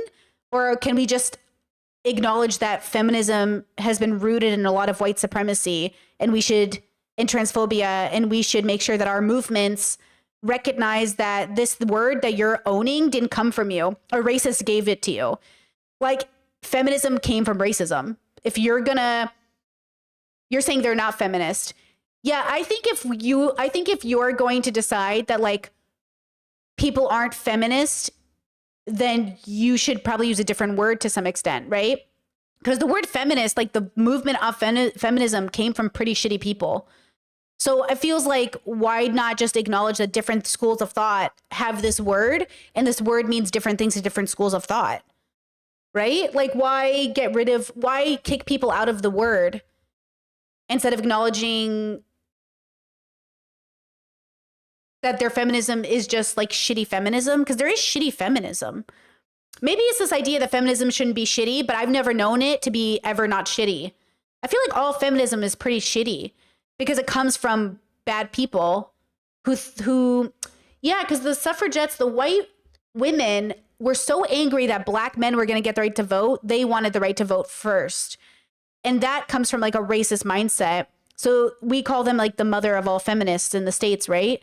But like, their feminism also upheld the patriarchy, right? So it's a good conversation. I welcome the conversation. Okay, we're going to talk a lot about this tomorrow, so get ready, girls.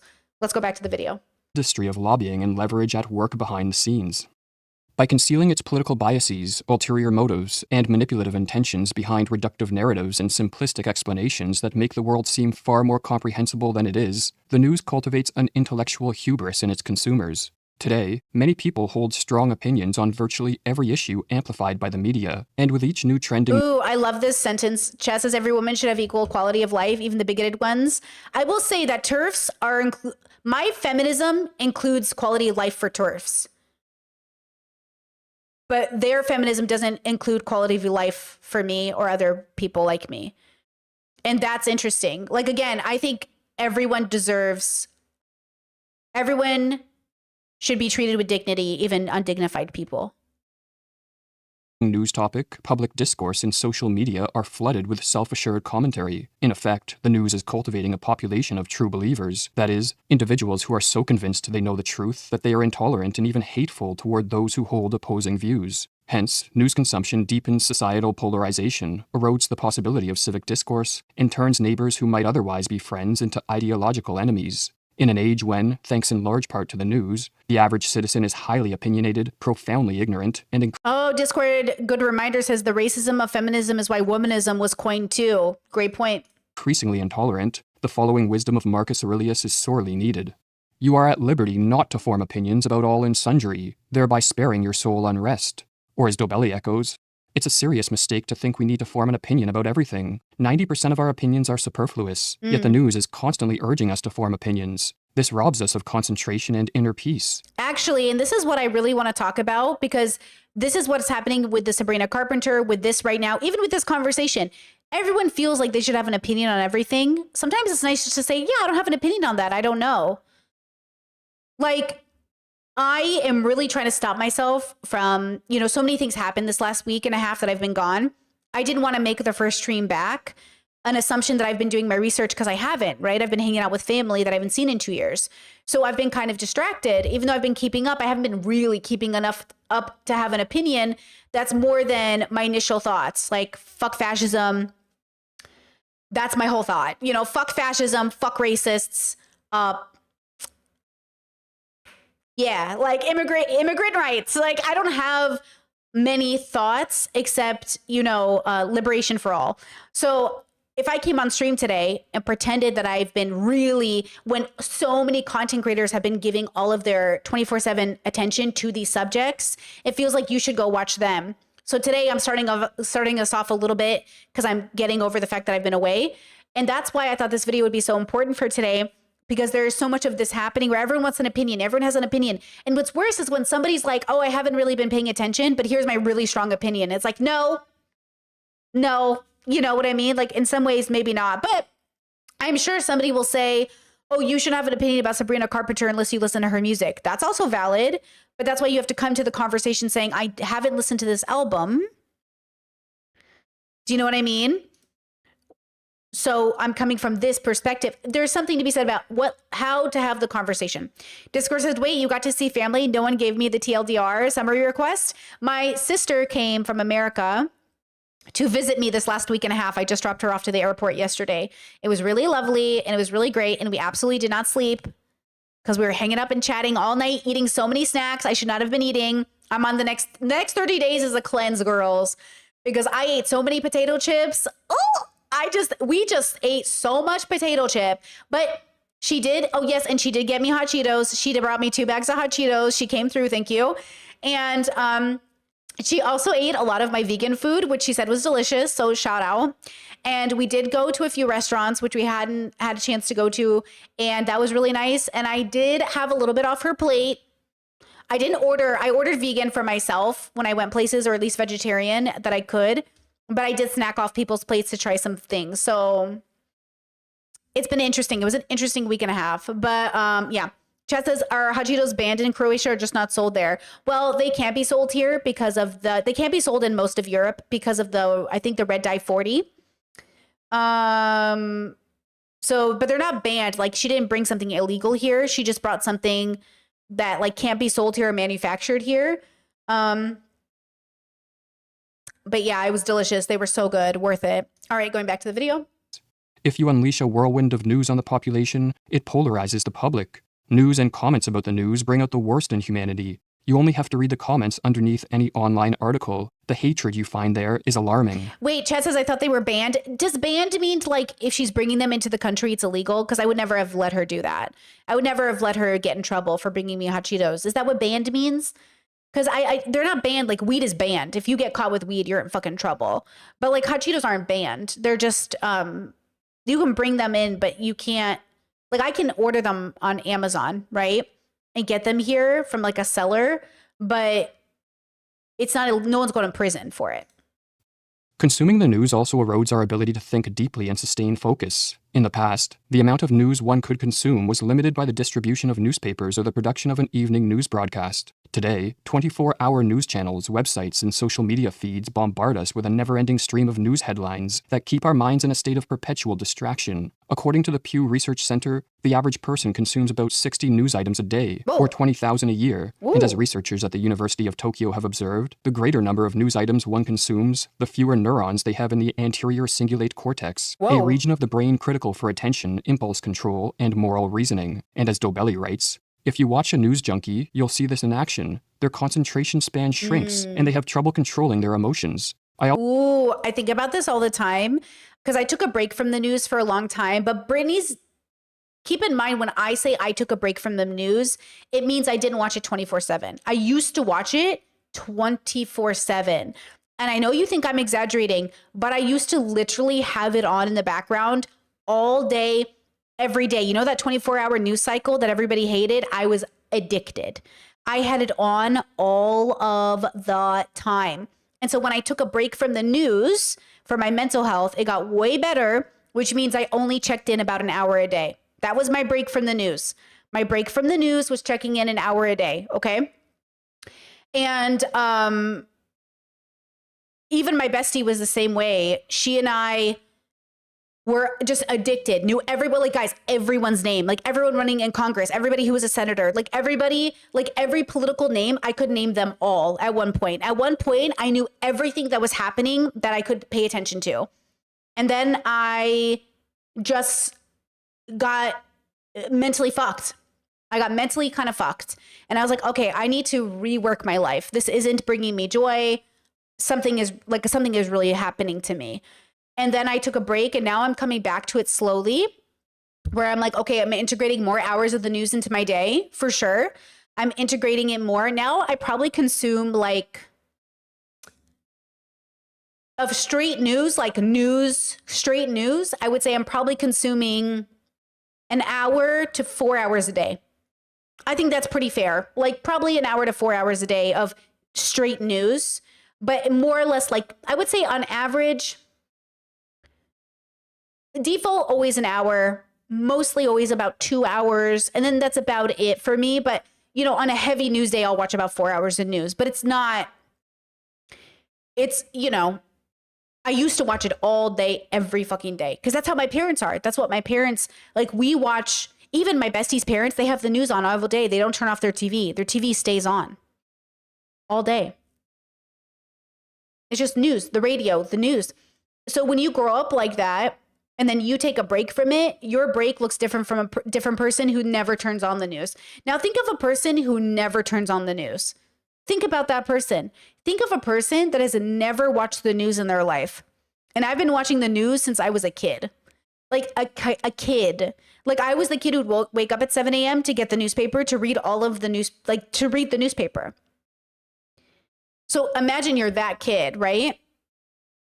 It's just everyone's living a very different existence, let me tell you. I always noticed that the most passionate consumers of the news, even if they were once also passionate bookworms, no longer have the ability to read longer articles or books. After 4 or 5 pages, they get tired, their attention dissipates, and they get restless. It's not because they're getting older or busier, rather, the physical structure of their brain has changed. The news also feeds the undercurrents of stress and anxiety that plague modern life. Producers of the news exploit our negativity bias, which is our predisposition to react more strongly to negative information than positive, with reports of wars, heinous crimes, riots, political gossip and turmoil, economic instability, potential pandemics, and climate catastrophes. Just a reminder that this is a YouTuber and we should take everything they're saying with a grain of salt. This is Academy of Ideas. I'll link their video and everything, but just a reminder that, you know, I'm not verifying any of the things that he's saying in the video. I just want to use it to have a conversation. So remember that this could also not be true. Graham Davey, Professor Emeritus of Psychology at Sussex University, has demonstrated through his research that the more one consumes news, the more stress and anxiety one suffers in daily life. And given that stress inhibits the functioning of our immune system and is implicated in a wide range of disease, we can safely say the news is making us sick. Or as Dobelli writes, consuming the news reduces your quality of life. You will be more stressed, more on edge, more susceptible to disease, and you'll die earlier. That's an especially sad piece of news, but one that does, at least, deserve your attention. Because the news is so damaging to individual and societal well-being, Dobelli advocates for radical abstinence. Well, news became like an entertainment business a while back. That's why it's so frustrating to see Tucker Carlson currently talk about this. Tucker Carlson is like questioning the Trump administration. Everyone's like, oh my God, he's talking badly about Fox News. I don't want to hear Tucker Carlson talk about it at anything. Don't trust a grifter. He is not genuine in anything he does. He's not, him and Candace Owens aren't having a change of heart. They're just grifting in the other direction. Everybody relax. Okay? But the news was not typically consumed by most people. Consuming the news to today is niche. You're still a niche person if you watch the news. Most Americans are not voting. Most of us are not politically inclined. That's why the internet, when they say like, if you're not informed, it's a privilege. Girl, it's a privilege to even stay informed. You have to remember it is still a privilege to stay informed, to be politically literate, to even be able to read a news article and not zone out, to have the vocabulary to read a news article, privilege. It's both a privilege and a lack of privilege. It's both at the same time, guys. Everything about life is tiny contradictions. Everything about life is tiny contradictions. That's what it is. That's why life is confusing. If you read the news and you have to stay informed, it's because you're not privileged enough not to stay informed. If you read the news and stay informed, you're privileged enough to afford a newspaper, access to articles, to pay for subscriptions, to have a TV, to have the phone, to even be literate enough to read the news articles and not feel overwhelmed. It's both at the same time. Cutting the news out of our lives entirely. For those skeptical about giving it up for good, Dobelli suggests we experiment with abstaining from the news for 30 days. During this period, the psychological and emotional benefits of news abstention Yes, have the internet. A third of the world doesn't even have the internet yet. become apparent, and as Dobelli notes, very few who try this experiment will choose to go back. Or as he writes, during the initial stage of abstinence, you'll have to literally force yourself not to consume any news. So, what should you do if you relapse? The same thing an alcoholic would. Simply start again, reinstituting a zero-tolerance policy. For 10 years, I've consistently practiced what I preach. The impact on my quality of life and decision-making has been remarkable. Try it. Okay, so he's talking about this Rolf guy, right? This is what I mean to say. I'm not making this prescription. We're exploring this guy making the prescription, not the YouTuber, but the man he's reviewing, Rolf Dobelli, okay? This is interesting, and this is what I mean to say. Like, I have my farm brother. My farm brother keeps up with absolutely nothing. Just keeps up with nothing. Okay? This man is living one of the best lives I've ever seen. And a part of it is because he keeps up with nothing. Because he doesn't have to.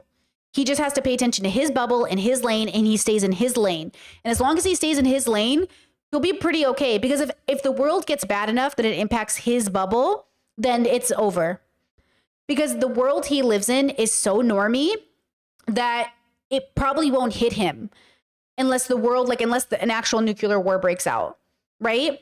When you're alternative, when you're disabled, when you're neurodivergent, when you're doing all of these things, we don't have a lane to stick into because we're not able to stick into those lanes. I could never live the life my brother is living. It would never work for the kind of brain that I have.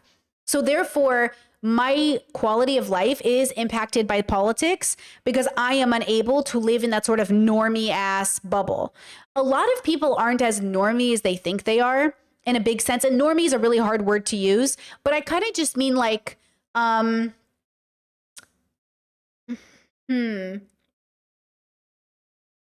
I explain normie? Like, sometimes I think we get paralysis from knowing too much about how the world works. It stops us from actually doing things. Because my brother doesn't know all of the things that's going on, it allows him to take risks and to do things within his bubble that allows him to get ahead because he's not burdened by, conventional. Thank you, chat. Conventional. He's very conventional. So he's not burdened by a paralysis that the rest of us might be burdened by because we're afraid of investing in the future. He just invests. He just goes, oh, okay, like I'm going to do this and this and this. And then he just does it. Now, he doesn't have a perfect life. And again, his choices and his decisions aren't decisions I would make with my life, but they're working for him because he's playing to his strengths. He's picked a bubble. He stays in the bubble. And he learns he pays, if anything goes bad in relation to the bubble, somebody else will tell him. So he has enough of a village that if something goes bad and threatens the bubble, somebody will tell him and he'll act accordingly. But for the most part, the bubble stays fine because humans don't need that much to have a good life. But he has a lot compared to people who have nothing. So my brother didn't need to go to college to have a six-figure paying job. But he went into an industry that a lot of people ignore or don't go into because he was introduced to it through my dad. And then he was raised in a bubble that talked about it. And he was able to get a job without a college degree and make a lot of money because the industry relies on a lot of discipline. And my brother has a lot of discipline. You know what I mean? He has an insane amount of discipline. My brother is incredibly disciplined.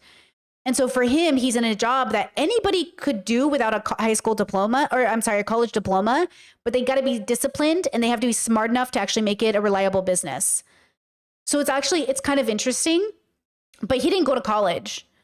And I find that interesting. Like he was, we were joking about how much money we made this month. And he was like, I made this much money this month. I was like, okay, well, I made that much money. He's like, you did not make that much money. I was like, I could if I wanted to. He's like, no, you couldn't. I was like, no, I couldn't. He makes a lot of money, guys. Like it's stupid. Like it almost makes my eye twitch. And he does it without a college diploma and he does it above board. He's very much a rule follower. My brother's a big rule follower. And he's in machining. He's in that trade that boys keep ignoring because y'all don't want to fucking pay attention. Like how many boys are complaining about not having jobs? Go into the basic industries. Like go into them, be a plumber, be an electrician. They're making 6 figures. Do you know what I mean? Like I don't understand why all these boys are complaining that there's no jobs. You're not doing them. Like all these boys, you know what I mean? Chet says he fixes machines. No, he works on a CNC machine. If you guys know what that is, and they're expensive. Like he did have to take out a loan to buy the machine to start the business, but he also had to be good at the business, you know? Yeah. Chat says, I know a girl who does machining. She's so happy. I'm just saying like, I don't know. Like sometimes I look at him and I think, why are my other brothers doing it? My other brothers aren't doing it either. A big part of it too is he's really good with math. So I wonder if that's a big part of it. Like he is actually very good with math. You know what I mean?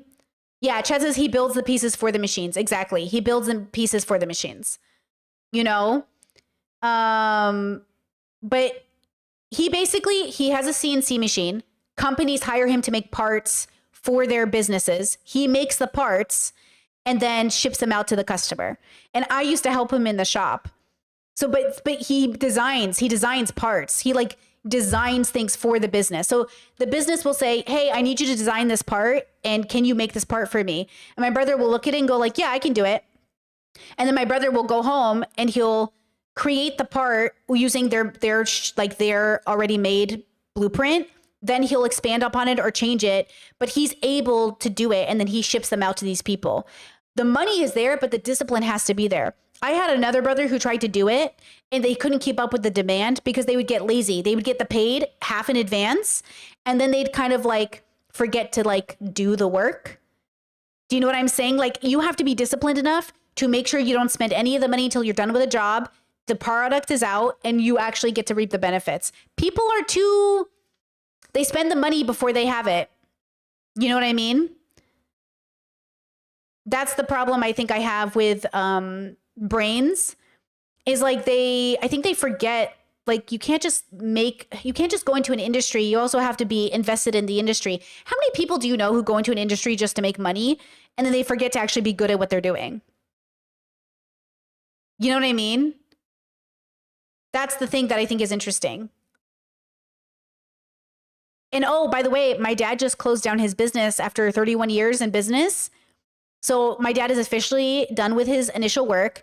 And just to give you an idea of what my dad did my whole life, my dad is in engineering by trade. My dad designed custom automation machines that big companies like your shaving blade companies or your pie companies, he built machines from scratch from his brain.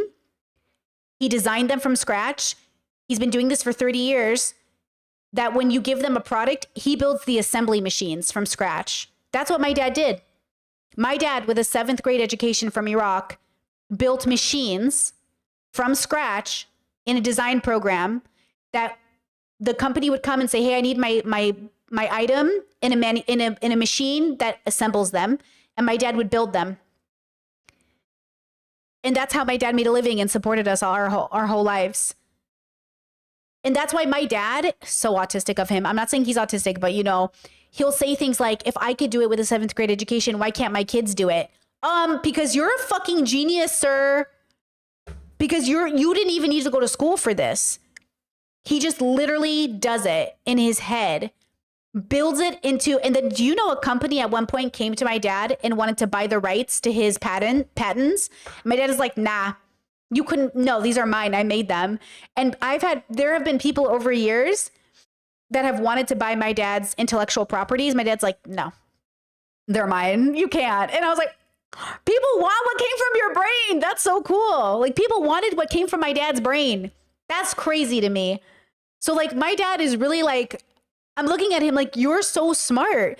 Like, my whole life, my dad just like, he'd be like, oh, I built this whole building. I was like, what do you mean you built the building? Like, I'll look at a building. I'm like, did you build this? He's like, yeah, for fun. I was like, for fun? That's why my dad wants to build a plane for fun. He's like, I think I'm going to build a plane. I was like, girl, I can barely assemble my fucking, whatever, toaster. Like, what are you talking about? He's like, yeah, I think I'm just going to build a plane. I was like, okay. So, play to your strength is what I'm trying to say. Play to your strength is what I'm trying to say. That's crazy. Oh my God, Chess is my grandfather builds planes. That's awesome. Chess says, this isn't your YouTube any different? We're here for your brain. Well, that's very nice of you. Yeah, I guess that's true, but it feels different when he has this tangible thing that's kind of crazy. But I guess I have a tangible thing. I have a whole YouTube, But anyways, okay, so all I'm trying to say is that know yourself, build to your strength, and know that you can't do everything other people can do just because they can do it. My dad had a business and none of his kids wanted it because none of us could do what my dad could do. My dad's skill, none of his kids could replicate. Not even the brother who works on the CNC machine. We couldn't replicate it. And so my dad couldn't give the business to anybody because none of us could do what he did. So just because other people can do it doesn't mean you can. So don't ever think that I'm saying, well, if they could do it, you can do it. No, I'm saying if they can do that, you should do something similar or different to your strength. You know what I mean? Because I could not do it to save my life. He wanted to give me the business. He's like, I want Brittany to own the business. I was like, oh, girl, I can't even 2 + 2. You want me to own a business? That's about engineering, girl. You know what I'm saying? No. Okay, let's finish out this video, and then I got another one for you. You've got nothing to lose. You have so much to gain. Abstaining from the news does not mean we have to stick our head in the sand and remain ignorant about important social, political, and world events. For we have access to a wide range of informational sources that can help us stay informed without falling prey to the pitfalls of news consumption. Long-form content, such as books, well-researched articles, podcasts, documentaries, textbooks, online courses, and academic journals, offer the depth and nuance needed to do greater justice to the complexity of world events in a way that the news, with its short-form, oversimplified, biased reporting, cannot. Read books and long articles that do justice to the complexity of the world, advises Dobelli. After a few months, you'll be rewarded with a clearer understanding of the world. Long-form pieces are the opposite of news. Much of their content is valuable, providing new insights and background information. But be careful, these formats are far from a guarantee of relevance. If you're looking to go deeper into the ideas we explore on this channel, check out our Academy of Ideas membership program. We've built up a growing library of exclusive content, over 100 membership videos so far, covering the ideas of history's greatest thinkers and topics designed to help you strengthen your mind, improve your life, and promote political freedom in an increasingly unfree world. You can sign up for just $5.99 a month or $49.99 a year at academyofideas.com/members. New videos are added every month, and you can cancel at any time. Thank you for your support. With a clearer understanding of the world, we will be better equipped to act as a genuine force for good in society. Dobelli notes that when he raises the idea of abstaining from the news, many respond with the following concern. I think when I think of what he's saying, if I'm being really good faith, it's like saying like, you don't need to watch Fox News today. Because like some news is negative propaganda. Like watching Fox News is not going to make you more informed about the issues. I think that's what he's saying. And he says that even like with entertainment news, watching entertainment news is not going to inform you about the issues. But because we usually like to be entertained, sometimes entertainment news is how you get your news because you can't just handle the straight up. Like, do you guys know C-SPAN?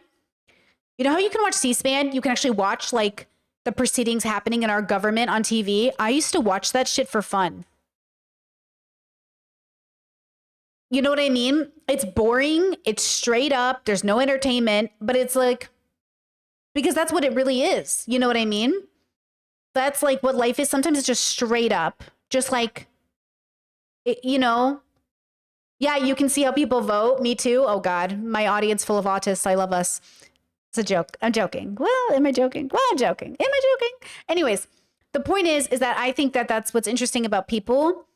I don't blame them. You know, I had this worry one time. I remember, oh my God, during COVID, I had this worry. I was like, oh my God, is anyone who's young going to actually want to be involved in politics and doing things?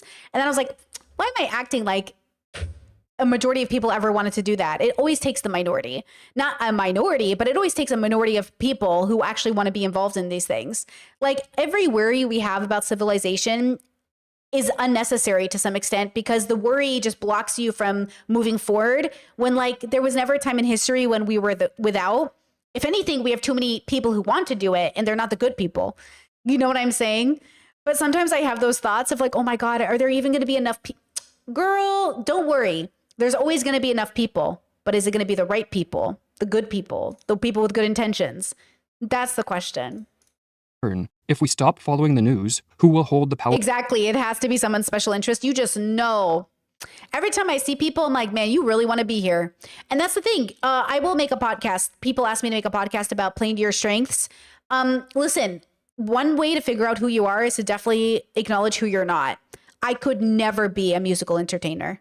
I could never be Beyonce. This isn't even a joke. I could never be Sabrina Carpenter. I could never be Chappell Roan. You couldn't pay me enough money to be that person. People will say, oh, if you paid me enough, I'd do it. You could not pay me enough. You could not pay me enough. Even if someone was like, Brittany, I can guarantee you, we can make you a brand. We'll give you $50 million. We could make you famous. You could not pay me enough. You could not pay me enough. That's what you have to figure out as well. What are the things that you literally could not do? I could not do it if you paid me enough. And that's the thing. And I'm not trying to be like, oh, I'm better than them. I literally couldn't keep up.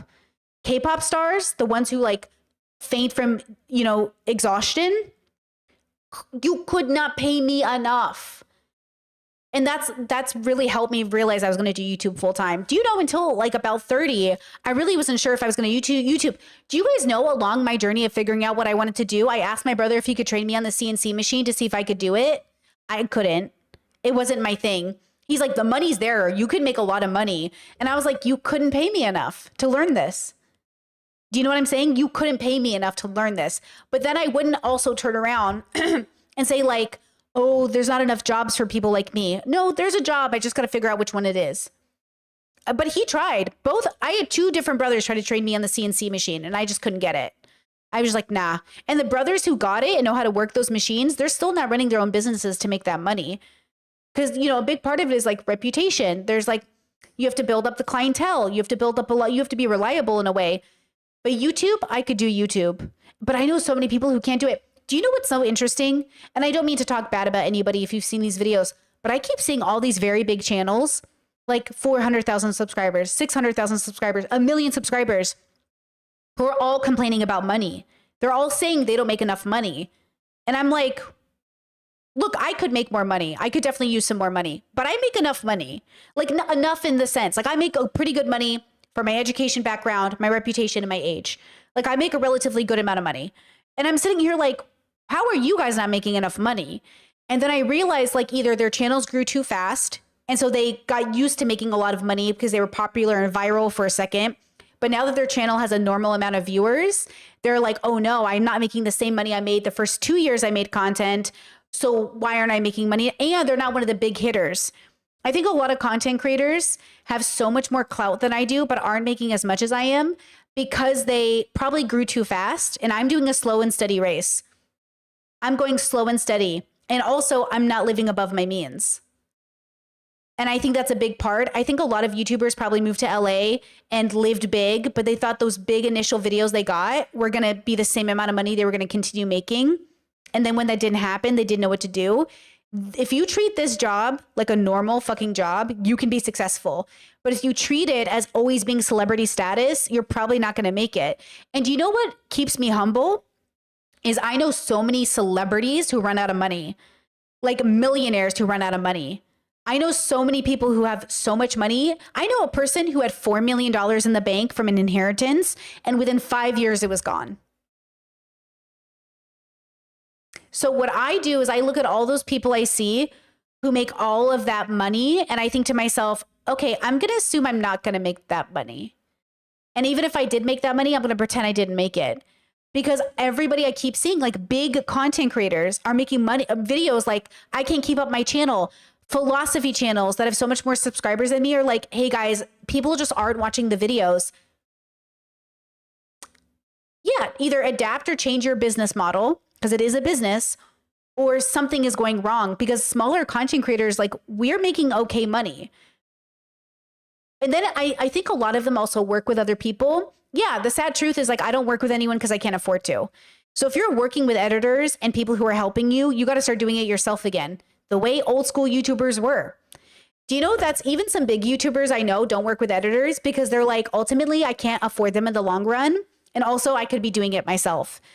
And that's interesting to me. So remember, if you're a creative, okay, if you're a creative, if you work it like a normal job, you will be successful. If you try to be a millionaire, it's going to be a lot harder. You know, it's going to be harder.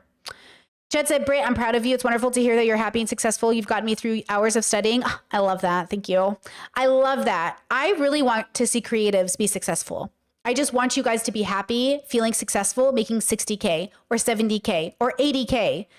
Like, even though it's not the greatest, and even though it can't contend with your San Francisco living, if you're willing to move, if you're willing to work online, if you're willing to go for different business models, I think you could be successful.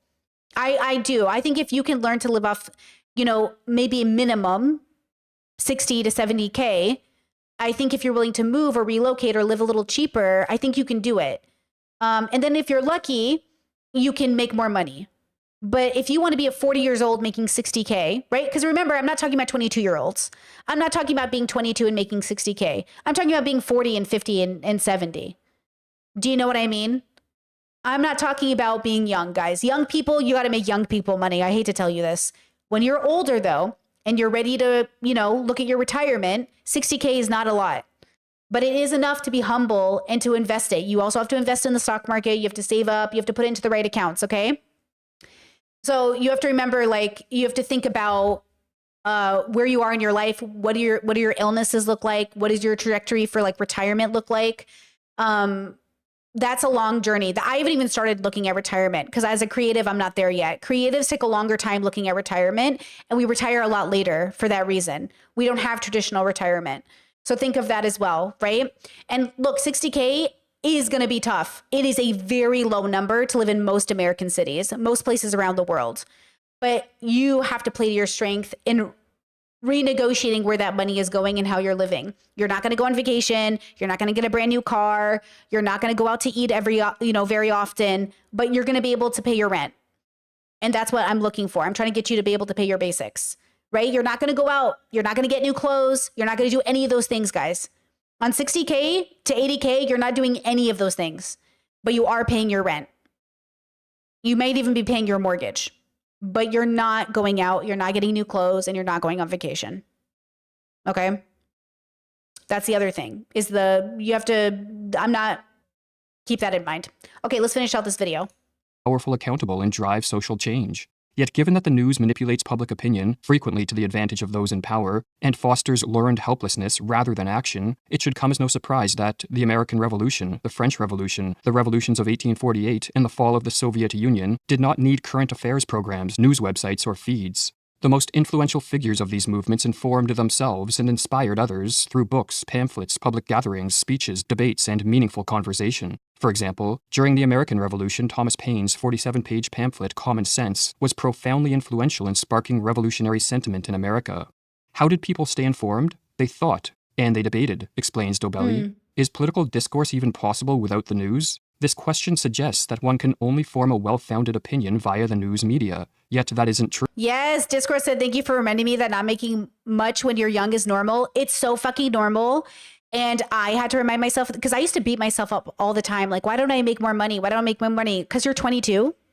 Because you're 25 without a college education? Because you're literally figuring it out? Like, young people, y'all are not supposed to be buying houses in this economy. Like, it's no longer the norm.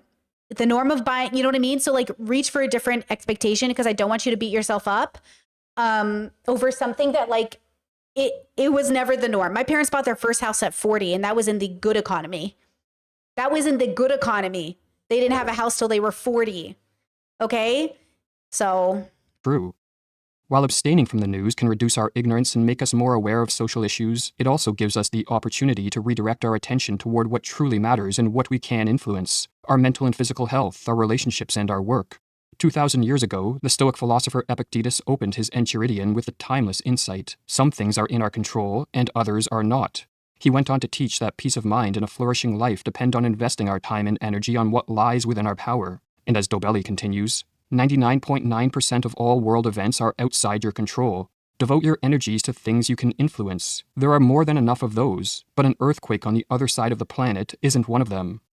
According to the Pew Research Center, the average American spends between 58 and 96 minutes a day consuming news. Over the course of a year, this amounts to nearly an entire month of news consumption. But given the many harms we have explored, news consumption is more than just an enormous waste of time. It is a kind of mental poison. In choosing to abstain from the news, we cleanse and detoxify our mind and improve our psychological health.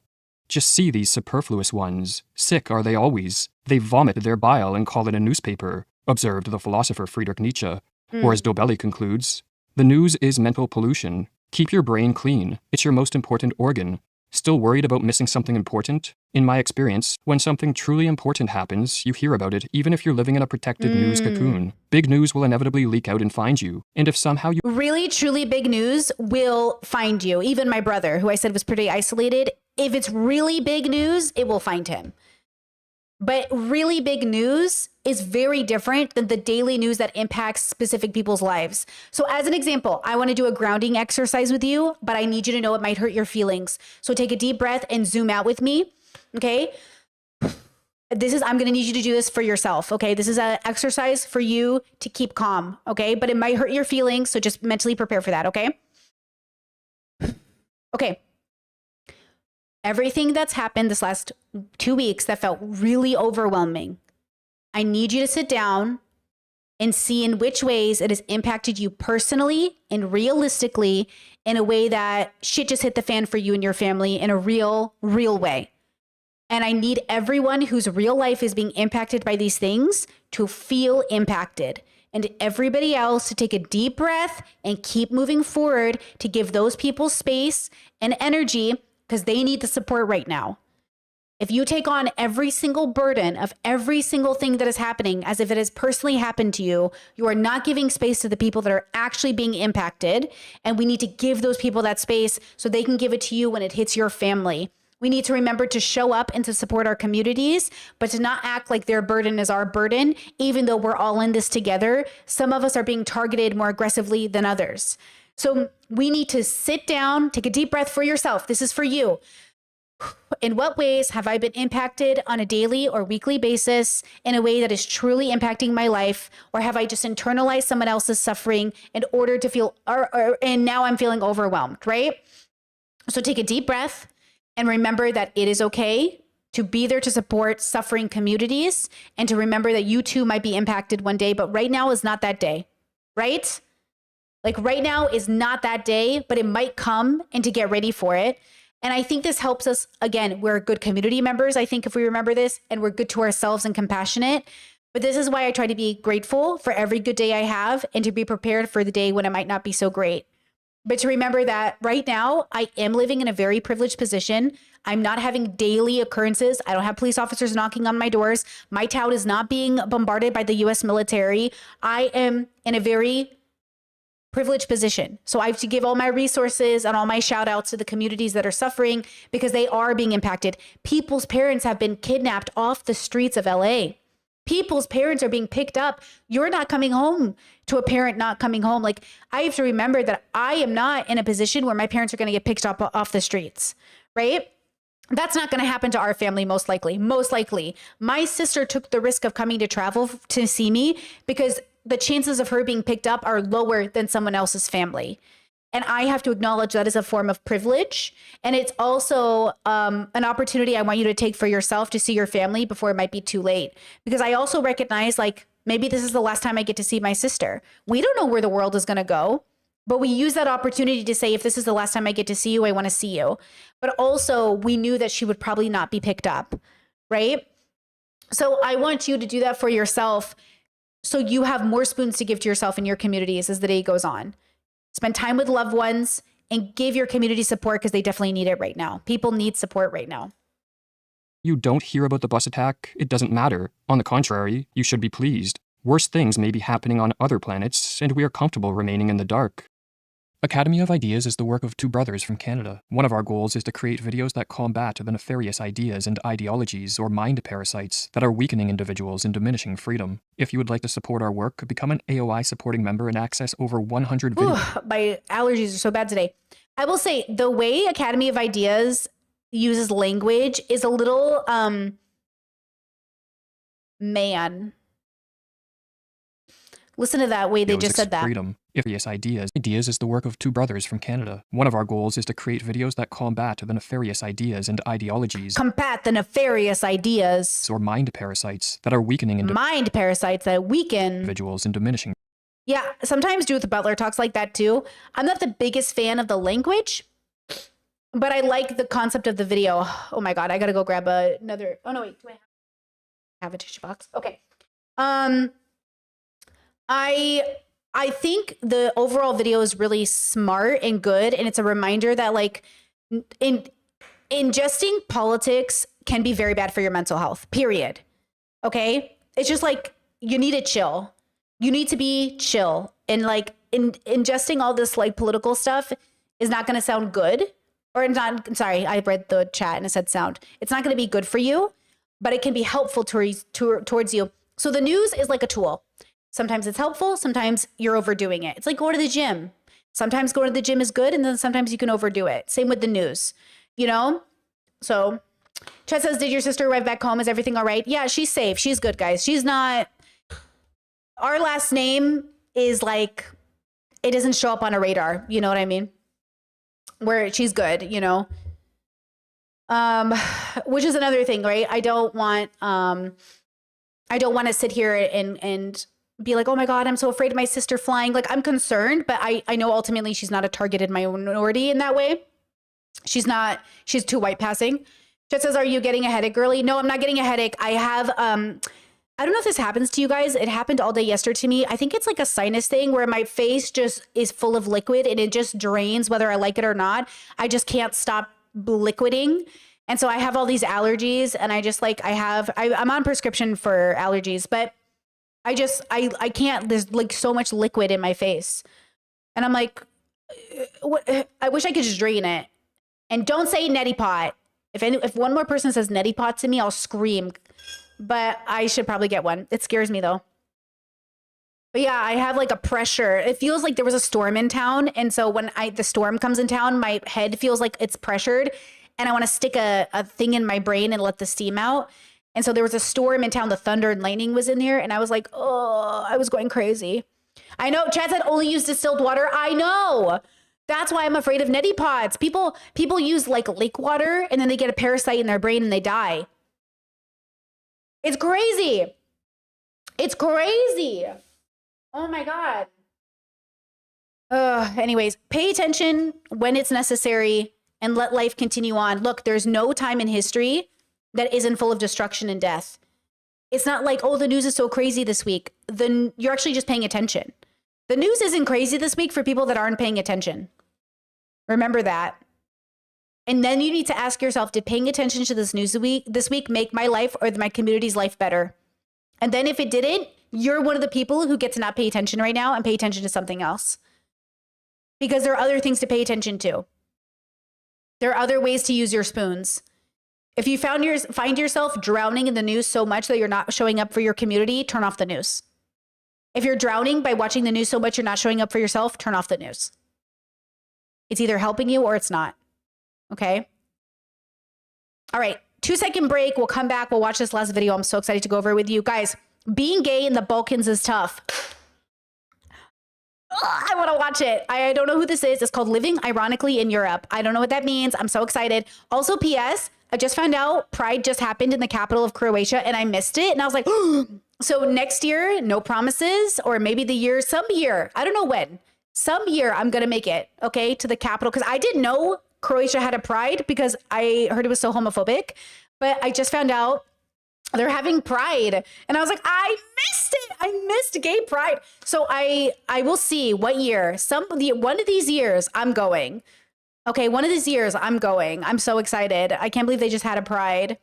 They're very bold though. It's very, this country is very religious. So that's kind of a big deal.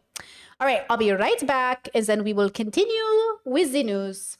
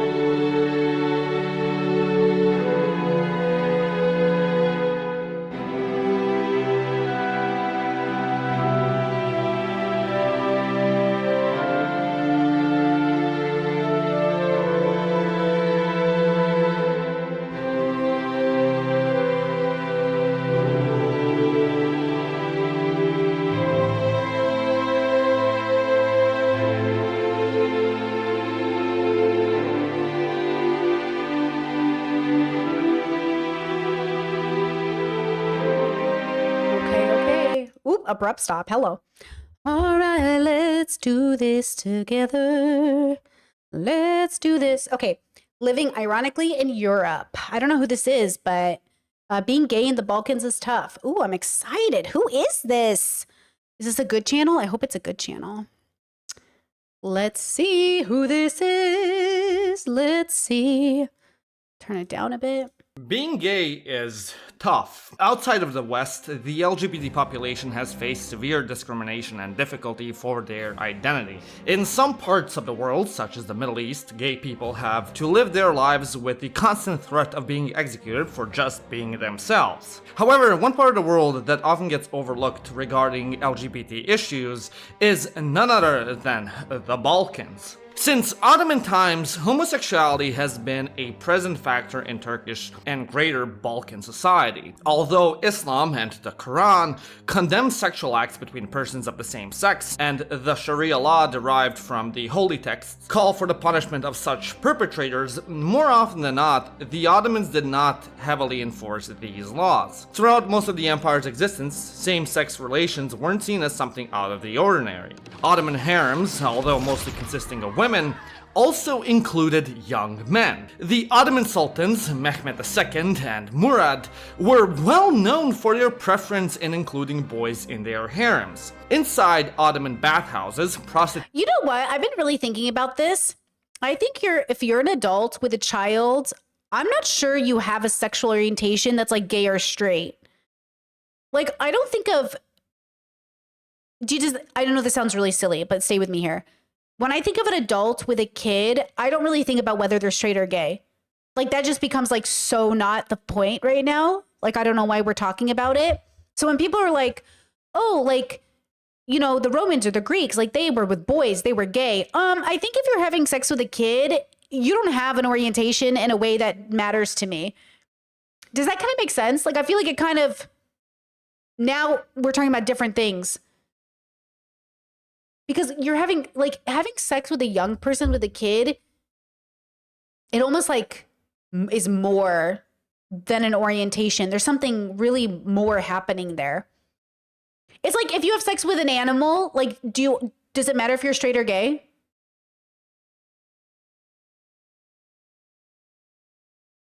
Wait, what? Chat says you lost me for a hot second, but now I get you. I thought you meant was a parrot. Wait, what? Oh no, what did I say? Wait, no, I don't know. Wait, what did I say? Oh no, I don't know what I said. But do you get what I'm saying? Like if you're having sex with an animal, do I care if you're gay or straight? I'm kind of focused on the bestiality part. Like, doesn't it kind of not even matter at that point? You know what I don't know if it matters at that point. Yeah, being a rapist isn't a sexuality. Like, if you're a rapist, do I really care if you're gay or straight? No, Chat says I was lost again for a second. What did I say? I don't know what I said. Fuck. All I'm trying to say is, okay, Chat says, I think you confused Chat. It sounded like you were saying once you're a parent, sexuality doesn't matter. Now I understand. You said if you have a kid. Oh!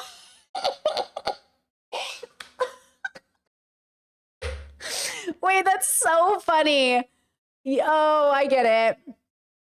Oh man, that's so funny. Whew, okay. Once you have a child, no, okay. My bad.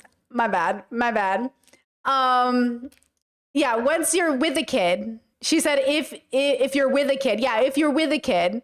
Yeah. Anyways, same thing with bestiality. I just feel like it doesn't matter. You know, oh. What is this? What is this? What is this? What is this? What is that? Beep boop. Boop boop boop boop boop boop. Boop boop boop boop boop. Who is this? Who is this little beast? Look at her. She's so judging. Is she judging me right now? Matt Mouse, are you judging me? It feels like she's judging me. Prostitution was prevalent. Again, while a large chunk of the prostitutes working in these baths were women, there have also been numerous accounts of young men working in them and providing sexual services to the higher echelons of Turkish society, which was extremely prominent in the 15th What is this B-roll? Where did he get this B-roll? Why is it being used? century. Hell, Sultan Muhammad II was also believed to have been a bisexual who especially took a liking to Vlad Dracula's younger brother, Radu the Handsome, who are believed to have had a romantic relationship with one another. Homosexual acts were also quite prominent amongst the Janissaries who would seek to pleasure one another. Even so, nominally, homosexuality was a punishable offense in the Ottoman realm. However, in the mid-19th century, with the passing of the new penal code, prosecution over such acts was fully abolished. As such, these laws were also applied to Balkaners and their Ottoman vassal states. But as the bells of revolution started to ring and Balkaners one by one left the empire, things regarding LGBT acceptance started to change. 18 years before Serbia would achieve independence from the Ottomans, the country's king banned sodomy between them. Later on, with the establishment of the Kingdom of Yugoslavia, this ban would expand to not just encompass anal acts between two members of the same sex, but heterosexual couples as well. Damn. Because, God forbid you spice things up in the bedroom. After the communists took people are such haters, bro, about what happens between two adults. over, the law was reverted back to just concerning anal acts between the same sex, which, if caught, would carry a prison sentence of 1 year. Jesus. This remained the status quo up until 1977, when the province of Vojvodina abolished this law. This was seen as a Look, Croatia! Croatia mentioned. A huge move, considering criminalization of sodomy was still in place in the rest of Yugoslavia. Then came the dreaded years of the 90s. Wait, do you guys see this map? Do you see this is Croatia? And it goes here, and they basically give absolutely no sea view to Bosnia. That's like a big joke here. that Croatia was like, no sea view for you. No beach for you, bitch. And I was like, damn, look how Croatia totally fucked them over, bro. They were like, we're going to take all of this. Could you imagine being that close to the sea? And then they're like, no, bruh. Place in the rest of Yugoslavia. Then came the dreaded years of the 90s. Although they were catastrophic for human rights and plentiful in the crimes against humanity in the Balkans, they were at the same time tremendously beneficial for LGBT rights in the region. I know, wild. After Vojvodina's autonomy was revoked in 1990 and the province was reabsorbed into Serbia proper, the laws prosecuting homosexuality were brought back. However, the same year, the first ever LGBT organization in the country was founded, Arcadia. As the war was going on, many became aware of human rights abuses, especially as the press and media became ever larger targets by the government. This, as an indirect result, raised LGBT rights advocacy in the country, and more gay rights advocacy groups started popping up. By 1994, homosexual intercourse was fully decriminalized in Serbia, albeit with some additional clauses. One of such was the implementation of a different age of consent. In the country, the age of consent between heterosexual couples was set at 14, while for persons in the LGBT community, it was at 18. The fuck? Albeit, the age of consent was only put in place regarding acts of sodomy between the same sex. Whereas according to the law, if two individuals enacted other sexual acts that did not include the bottom orifice, the age of consent was then 14 as well. Roughly a decade later, with the fall of Milosevic and the establishment of a new transitional government, LGBT issues would be tackled yet again. But real quick, learning a new language has always been tough. Thankfully today the process is much easier with apps like Lingopie, which is an innovative language learning platform that allows users to learn a new language. Yeah, if only, bro. Every review I've had of these things never works for most people. Even people who do Duolingo have always said they've struggled to actually make these things work for them in terms of like talking to actual people and having the conversation. Lingopie allows users to learn a language by watching movies and TV shows in their desired language. What makes Lingopie so unique is that it has... P.S. I was completely validated with my sister's visit because when she got here initially, she was like, hey, I've talked to some people and they asked me like, oh, if your sister lives in Europe, like, does she travel around and go to different European countries? And I'm like, okay, there are people in the United States who have never gone to different states. Why do you all think when you get to Europe, you're going to automatically travel it? What the fuck is that? Like, there were people I met in Arizona who had never seen the ocean. And I'm like, it's right there. It's like 9 hours away. And they were like, yeah, I'm not actually going to do that. And I was like, so like, I don't know why people assume that because I came to Europe that I would all of a sudden have the money and time to go travel around. Like, do you have the money and time in America to go travel around to different states? Like, not everyone does that. Most people aren't out here doing that. And if they do, like, I took 2 road trips and everyone thought I had like did something amazing because I did 2 solo road trips in the US, right? But then my sister traveled here and back. And then she was like, I just learned so much about myself. Like, I don't think I'm a travel person. And I'm like, yeah, it's fucking hard. Travel is so hard. It's exhausting. Like, with peace and love, I love that some people are travelers, but like, traveling is so hard. It's exhausting. You have to sit, you have to pay, you have to spend so much more money than you would ever spend in your regular life. You have to take the time off work. You have to get on, she took an airplane that was like 10 hours one way for 3 different flights, one of them being 10 hours. My longest flight was 14 and that was killer. It's like, I don't know. Like, I don't know what people are imagining, but no, like no. Chaz says, I think traveling in the EU, if you have a citizenship, is a lot more accessible. Not that it makes it any cheaper or time saving. And that's the thing too. Now, once I become a citizen of the EU, fingers crossed, that will be easier. It'll be like traveling via states. But right now, I don't even have that, but yeah, like taking time off, the money you spend, the recoup area. Like, I don't know why people think like, oh, you're in a foreign country, so you must be traveling. Also, just like the idea of like having to do it, like I like my routine. I'm autistic. I want a routine. How am I going to get a routine if I'm in a different hotel every day? Where's my computer? Where's my cat? Who's going to cat sit Indiana? You know what I mean? Like Indiana needs to be cat sat. Who's going to take care of? Girl, please. Please, girl. Absolutely not. Interactive tool. But shout out to my travel girlies. And if that's your thing, I love that for you. and built-in widgets that help turn episodes into language learning lessons, making it easy to learn new vocabulary right away. Do you guys watch this person? This is my first video I've seen of theirs. But if you're a Westerner trying to learn Japanese or Japanese trying to learn Western, LingoPie has you covered with 11 available languages and over 3,000 available shows and movies, including anime. My friends that study Japanese and Italian adored the app and have found it a ton of help. And how could you not? It's like learning a language via Netflix subs, but what's Matan? Who's that? This guy sounds like Matan? Matan. Who's that? The subs actually match the dub, and you can also interact with them in real time. And on top of that, you can also connect your Netflix account for even more content. With the interactive subtitles, you can get a word translated instantly and add it to your personalized vocabulary instead of writing it down on a piece of paper. Oh, this is another good example. Chad says, I travel for work and it's very hard for me, but the money is too good to stop. When you travel for work, do you even have time to vacation? Because like a lot of people go, oh my God, you travel for work, you must see a lot of places. But I have a relative who's a flight attendant, and yes, they have like a few hours to go out, but they're just tired and they just like kind of want to rest. And I think about that all the time, how there's like an illusion of like, it's the same gimmick of working for yourself, where everyone's like, oh my God, I'm going to have my own business and work for myself. I'm going to have all this free time. No, you have less free time. Like everybody thinks you have more free time. You don't. You have different kinds of limited free time. But I think it's that kind of narrative of like, oh, I travel for work, so you must have time to go see everything. And I'm like, well, I'm still working. You know what I mean? I don't know. It's interesting, the vision we have in our heads of, if I only had this life, I'd have so much more time to do X, Y, Z. It's like, but would you?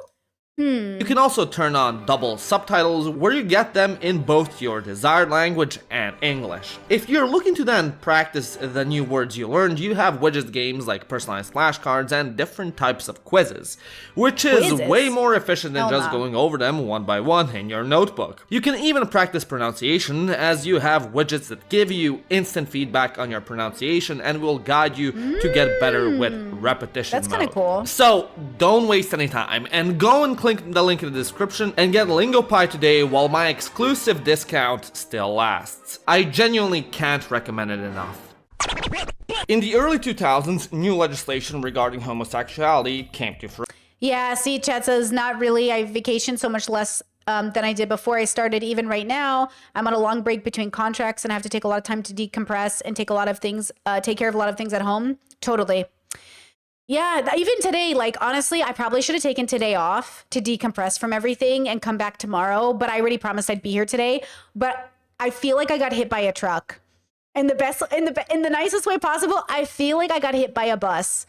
I am so tired because my damn sister and I talk too damn much. We kept going, go to bed. We have to go to bed. And it was like, yeah, totally. And then my partner, it was the first time my partner and her had met, and they got along honestly so fucking well. It was really a relief.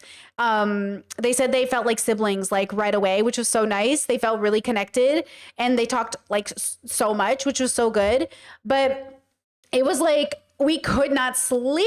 Oh my God. And then we'd get up and like go and do stuff. Girl, my fibro definitely mad at me, let me tell you. I also had like some dairy treats because we had desserts in Croatia and everything is dairy here. And let me just tell you, my body is very upset with me.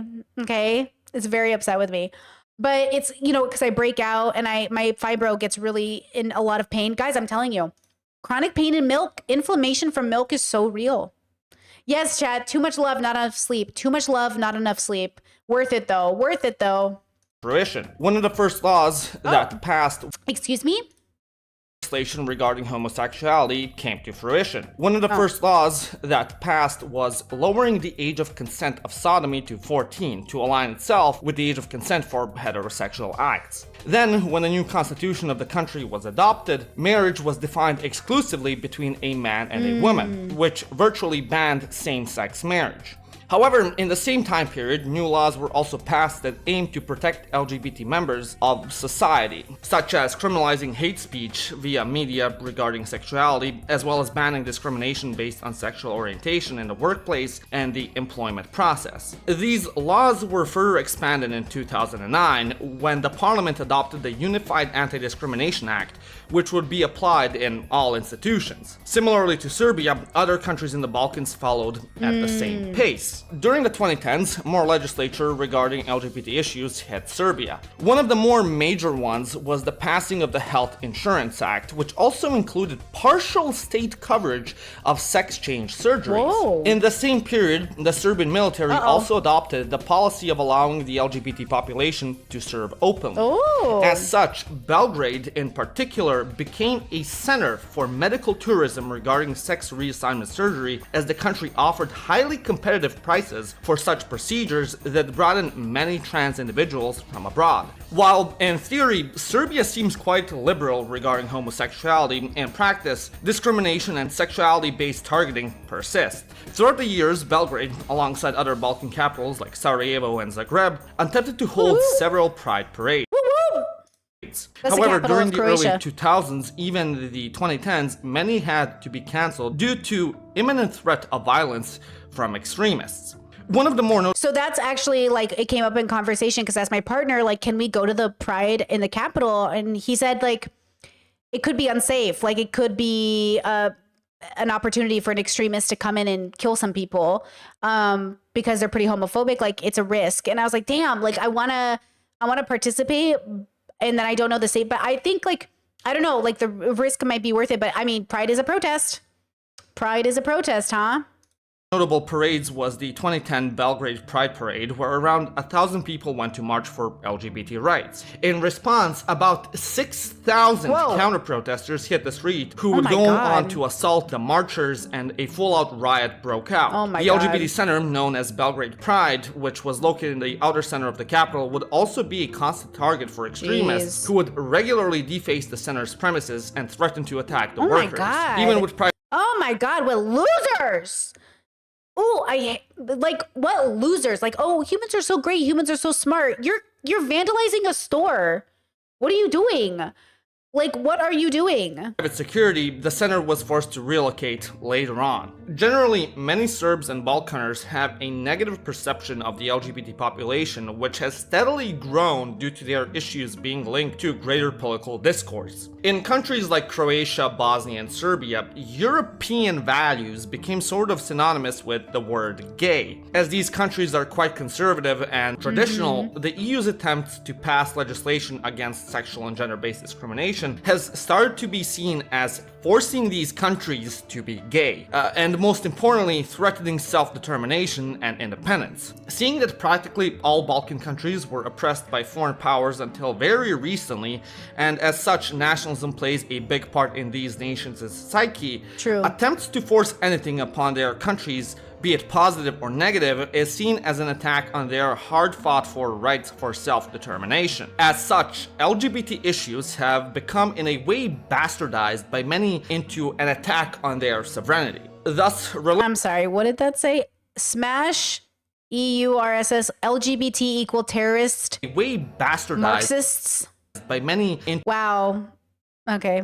What's up with conservatives being like, you're a Marxist? You're a terrorist Marxist. Relax. To an attack on their sovereignty. Thus, religious institutions such as churches and mosques that are heavily linked to the Balkan idea of state, nationality, and independence have become hard proponents against LGBT rights. These pro-same-sex laws were framed and viewed as an attack on the family and tradition, which in a lot of cases is seen as an attack on the state itself. Because of which, nationalists and populists would use anti-LGBT rhetoric to gain power and influence in— Wait, what did that say? Nationalists and populists would use— no migration, no gender, no war. What? we save in Maine. Anti-LGBT rhetoric to gain power and influence in their political careers. In Serbia, pandering to anti-LGBT voters is seen as political leverage. One Serbian LGBT rights activist leader commented on the Pride Parade being cancelled in 2011 and 2013. If you have to do something unpopular, meet the EU's demands, you can't do another unpopular thing. You can't both sell. You know what's interesting is, so Croatia is a Catholic country, and they're part of the EU. So my understanding, very limited, is that abortion is a civil right in Europe. So even Croatia has abortion allowance until 8 weeks, I believe. But as a government, they have banned gay marriage because they're a Catholic country. They're a nationalist religious country.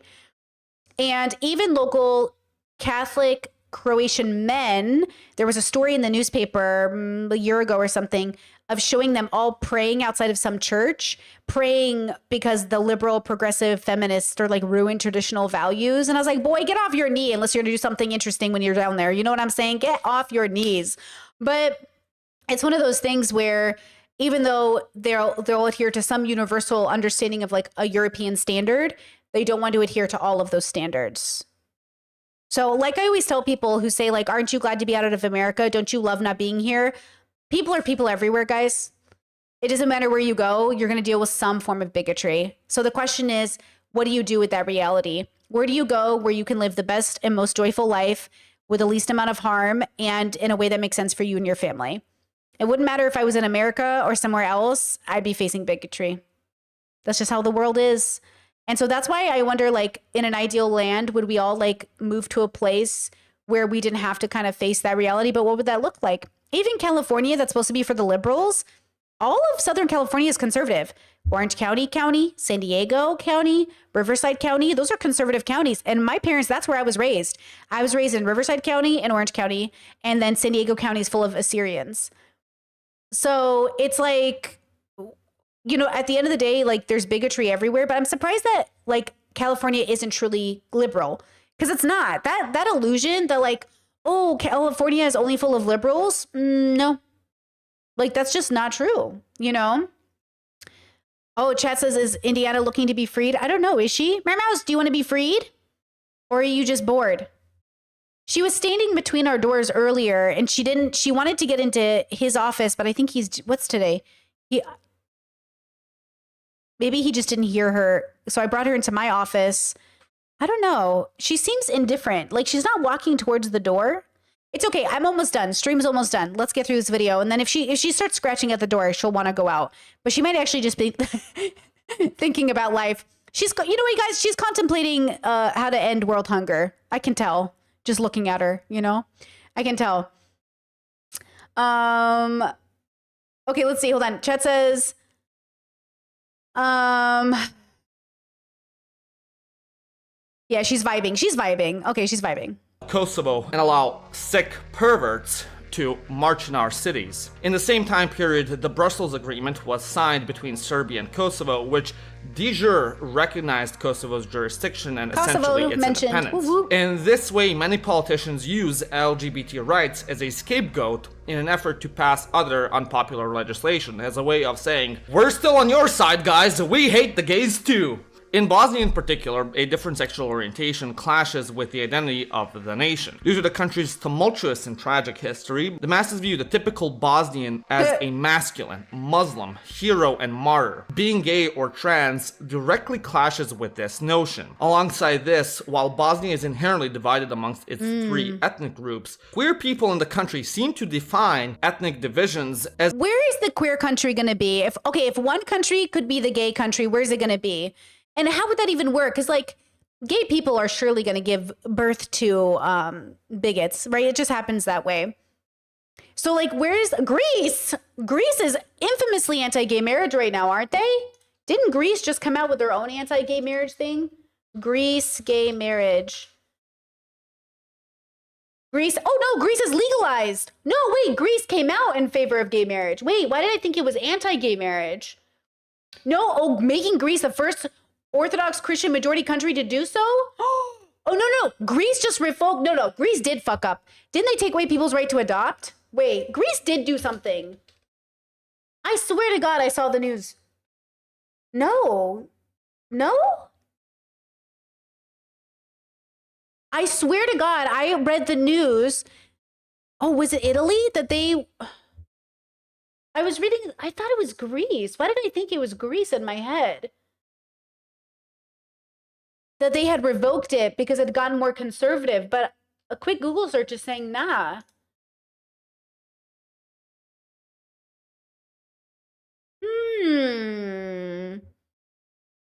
I don't know why I thought I read that. I guess not. I might be wrong. Okay.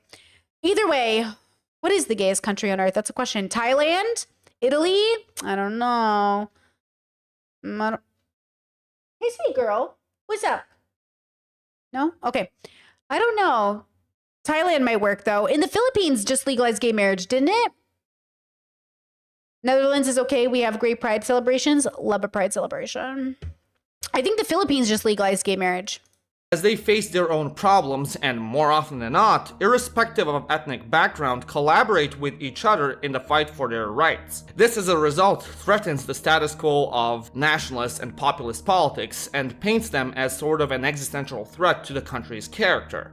But again, that's not to say that these countries have not seen progress in this field. As I've mentioned earlier, practically all these countries have adopted legislation that aims to combat prejudice and discrimination against the LGBT populace. Serbia as well has taken an interesting approach in easing its citizens towards acceptance with the appointment of Ana Brnabić as minister and later prime minister of the country. This move on one hand has been seen as controversial by both the Serbian right and left wing, with the left criticizing the move, claiming that Brnabić was appointed as prime minister as simply a token lesbian and just serves as a puppet to the regime and is being used as a cover for human rights abuses the country has committed, while the right has announced the decision solely based on her sexuality. As it stands, according to a recent poll done in 2017, 59% of Serbians think that gay people should have the same rights as straight people, while only 24% disagreed. 63% believe the same for trans people, and 51% stated that they agree that they should be able to change their gender legally. But what is interesting is that 38% of the population still believes that homosexuality is a disease, and 48% would seek medical treatment if their child was gay. Which isn't that surprising, as only in the 2010s has homosexuality stopped being called a disease in medical textbooks. An overwhelming majority of Serbs also oppose same-sex child adoption at a staggering 90%. When it comes to same-sex marriage, according to another poll done in 2021, only 26% of the country believed that members of the LGBT community should be allowed to marry. However, about 73% believe that they should be allowed to enter civil unions. All in all, although the Balkans still have a long way to go regarding LGBT issues, the countries in this region have still made great strides in this regard, even though negative bias and discrimination still persist. Major victories in this regard were won in 2022, when Slovenia became the first Balkan country to recognize gay marriage, followed by Greece in 2024. Okay, here's Greece, okay. Although the majority of the Balkan states do not recognize same-sex marriage, countries like Croatia, Hungary, and Montenegro have legalized same-sex unions. And wait, pause. Croatia, same-sex. I did not know this. Wait a second. No, really? Croatia has recognized the life partnerships for same-sex couples since August 5th, 2014. The Croatian parliament passed the Life Partnership Act. What? What? I've been doing Croatia dirty with my reporting, bro. Shout out Croatia. That's something. I'll take it, girl. It's not good enough yet, but I will take a stepping stone. Bulgaria recognizes same-sex marriage done by foreigners. So, despite the hurdles of tradition and nationalism, it does appear that the Balkans are going towards a more liberal direction when it comes to LGBT rights, and significant progress has been made. Although it's still not on the same level as with countries in North America. She said yes. America and Western Europe, things are still changing. Anyways, I hope you enjoyed this video. If you did, give it a like and smash that subscribe button. And if you really did, become a member like these wonderful people. My name is Janos, and you've watched Janos. Who is this human? Let's look at the channel.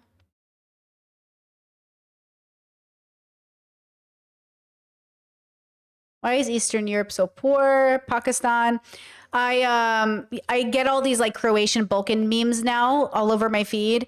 And there's one where it's like when I tell her I'm from Europe, so she thinks I'm from the fancy Europe, but I'm actually from the smoke cigarette, hate your kids Europe. And I'm like, damn, bro. But kind of. My brother asked if people smoke cigarettes in Croatia, and my partner said, there's so much smoking, we should have it on our flag. And my brother's like, oh, okay. And I was laughing at this idea of like asking if Croats smoke, or like my father-in-law was with us and we went to the airport and we were having like a little breakfast with my sister before we sent her off. And my father-in-law was like, oh, can I smoke? And I was like, please, like, of course you can smoke. Like, he doesn't have to ask, but like, it is like, he's used to, for Americans. My sister said one of the most significant things about visiting Croatia is there was still ashtrays on every table. Like in the airport, at the restaurants, at the cafes, there's ashtrays usually. Not always, but usually there's an ashtray. And she's like, I can't believe it. Like, y'all are smoking. And I was like, yeah, everyone smokes. I mean, when in Rome, you know what I mean?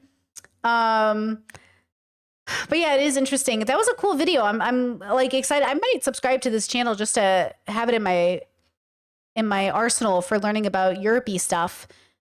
I do feel like I'm in such a different specific place in Europe. Like I do feel like Croatia feels so different than somewhere else, but I'm not sure if that's just because it is part of the Balkans, but the Balkans does feel different to me. But it has been like a great experience. Yeah. Chet says Europeans came into a cafe I work out and asked for ashtrays, and I was like, huh, bro. It is such a different experience, but it is kind of like nostalgic in a way, because I genuinely remember smoking everywhere as a kid. And then I remember when it stopped. I remember when the beaches started to make it illegal. I remember when the casinos started to separate smoking from non-smoking. I just remember the change. I was there. Like, I was young enough to see the change in American culture. Secondhand smoke became something everyone talked about. Like, it's cool to have both memories. But then there is something so real about sitting at a cafe with an espresso and a cigarette. There is a vibe to it, you know? If I like smoking cigarettes, I would have smoked them more, but I don't actually love it. I used to have like a pack a year, probably throughout the whole year. And I've had a couple. I've only had one cigarette living in Europe so far. Look at me. I'm so weird.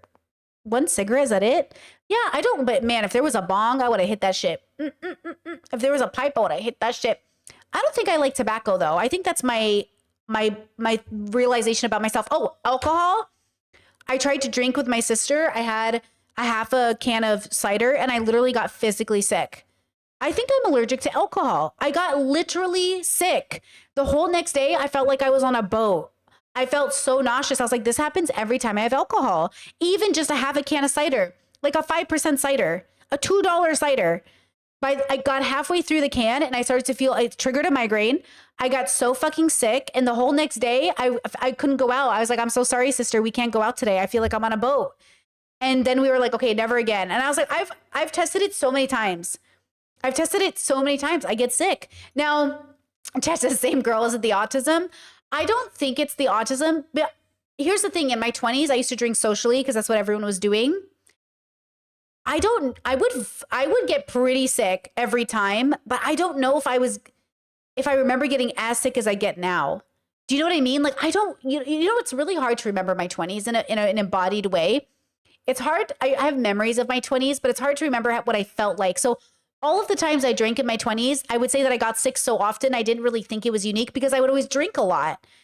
I was drinking so much in my 20s when my friends would party. Like if we went to a club, it'd be like 7 shots and then I would be fucked. If we played Never Have I Ever, I'd be 10 shots in. So of course I would vomit, which means I don't know. But I don't remember having a beer as a young person. Even one beer with my parents, I don't remember making me sick. I don't remember drinking one can of something and being sick. I remember drinking a lot of something and being sick. But I think, you know what I mean? So I don't know, but now something is different. Now I'll have a little bit of alcohol and boom, I'm sick. Yeah, I don't know. Chess says, do you flush red when you consume alcohol too? You might actually be intolerant. Well, I flush red all the time because I have rosacea. But yeah, like I was getting really red while I was drinking. So something was happening, but it was so weird. So one of our days did get kind of fucked over because I got sick, but at least I we managed to stay home and play cards. Yeah, but I don't know. I might have an intolerance. Or can you get an intolerance as you get older? Oh, Chet says alcohol always triggers my fibro flares. Yeah, maybe that's what it is. Maybe my fibro is making my relationship with alcohol worse. That could make sense. You know? Chet says, question, are you Iranian American? No, I'm Iraqi American. Shout out to Iran and, you know, everything happening. So sad. I'm exhausted by men this week, all blowing each other up for what? Chet says, do you take any meds? No, I am not on medication for my fibro. I'm looking into antidepressants because apparently it helps a lot, but I haven't gotten that far in my medical journey here in Croatia. I did just take a bunch of tests and we got some answers for some of the stuff that's been hurting me, which is really good. But yeah, I mean, the fibro is, it's definitely like, it's hard when you get test results back.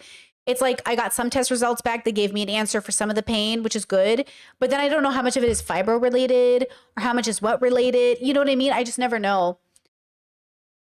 Just as the less you drink, the less tolerant you are, especially with age. Well, there you go. There you go. You know? Ooh, Chet says after having my baby, I just have a very, very small tolerance for alcohol. Maybe it's that. Oh, Indiana wants out. Yeah. I'm very interested to figure out what it is. But you know, hey, as we age, like you said, it's weird. As we age, it's like new things happen. You know what it is? As I age, I feel like the answers that would have been relevant for my younger self aren't relevant now. And I have to update all the time. I also realize as I'm getting diagnosed and I'm chronically ill, people expect a diagnosis to stay the same as you age. Like, oh, you're autistic, so you must have the same autistic experience as you were as a kid, as an adult. But no, it changes. Like your relationship with your diagnosis changes as you age.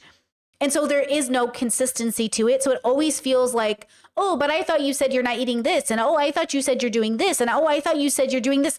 It changes week to week. I'm coming, Mouse.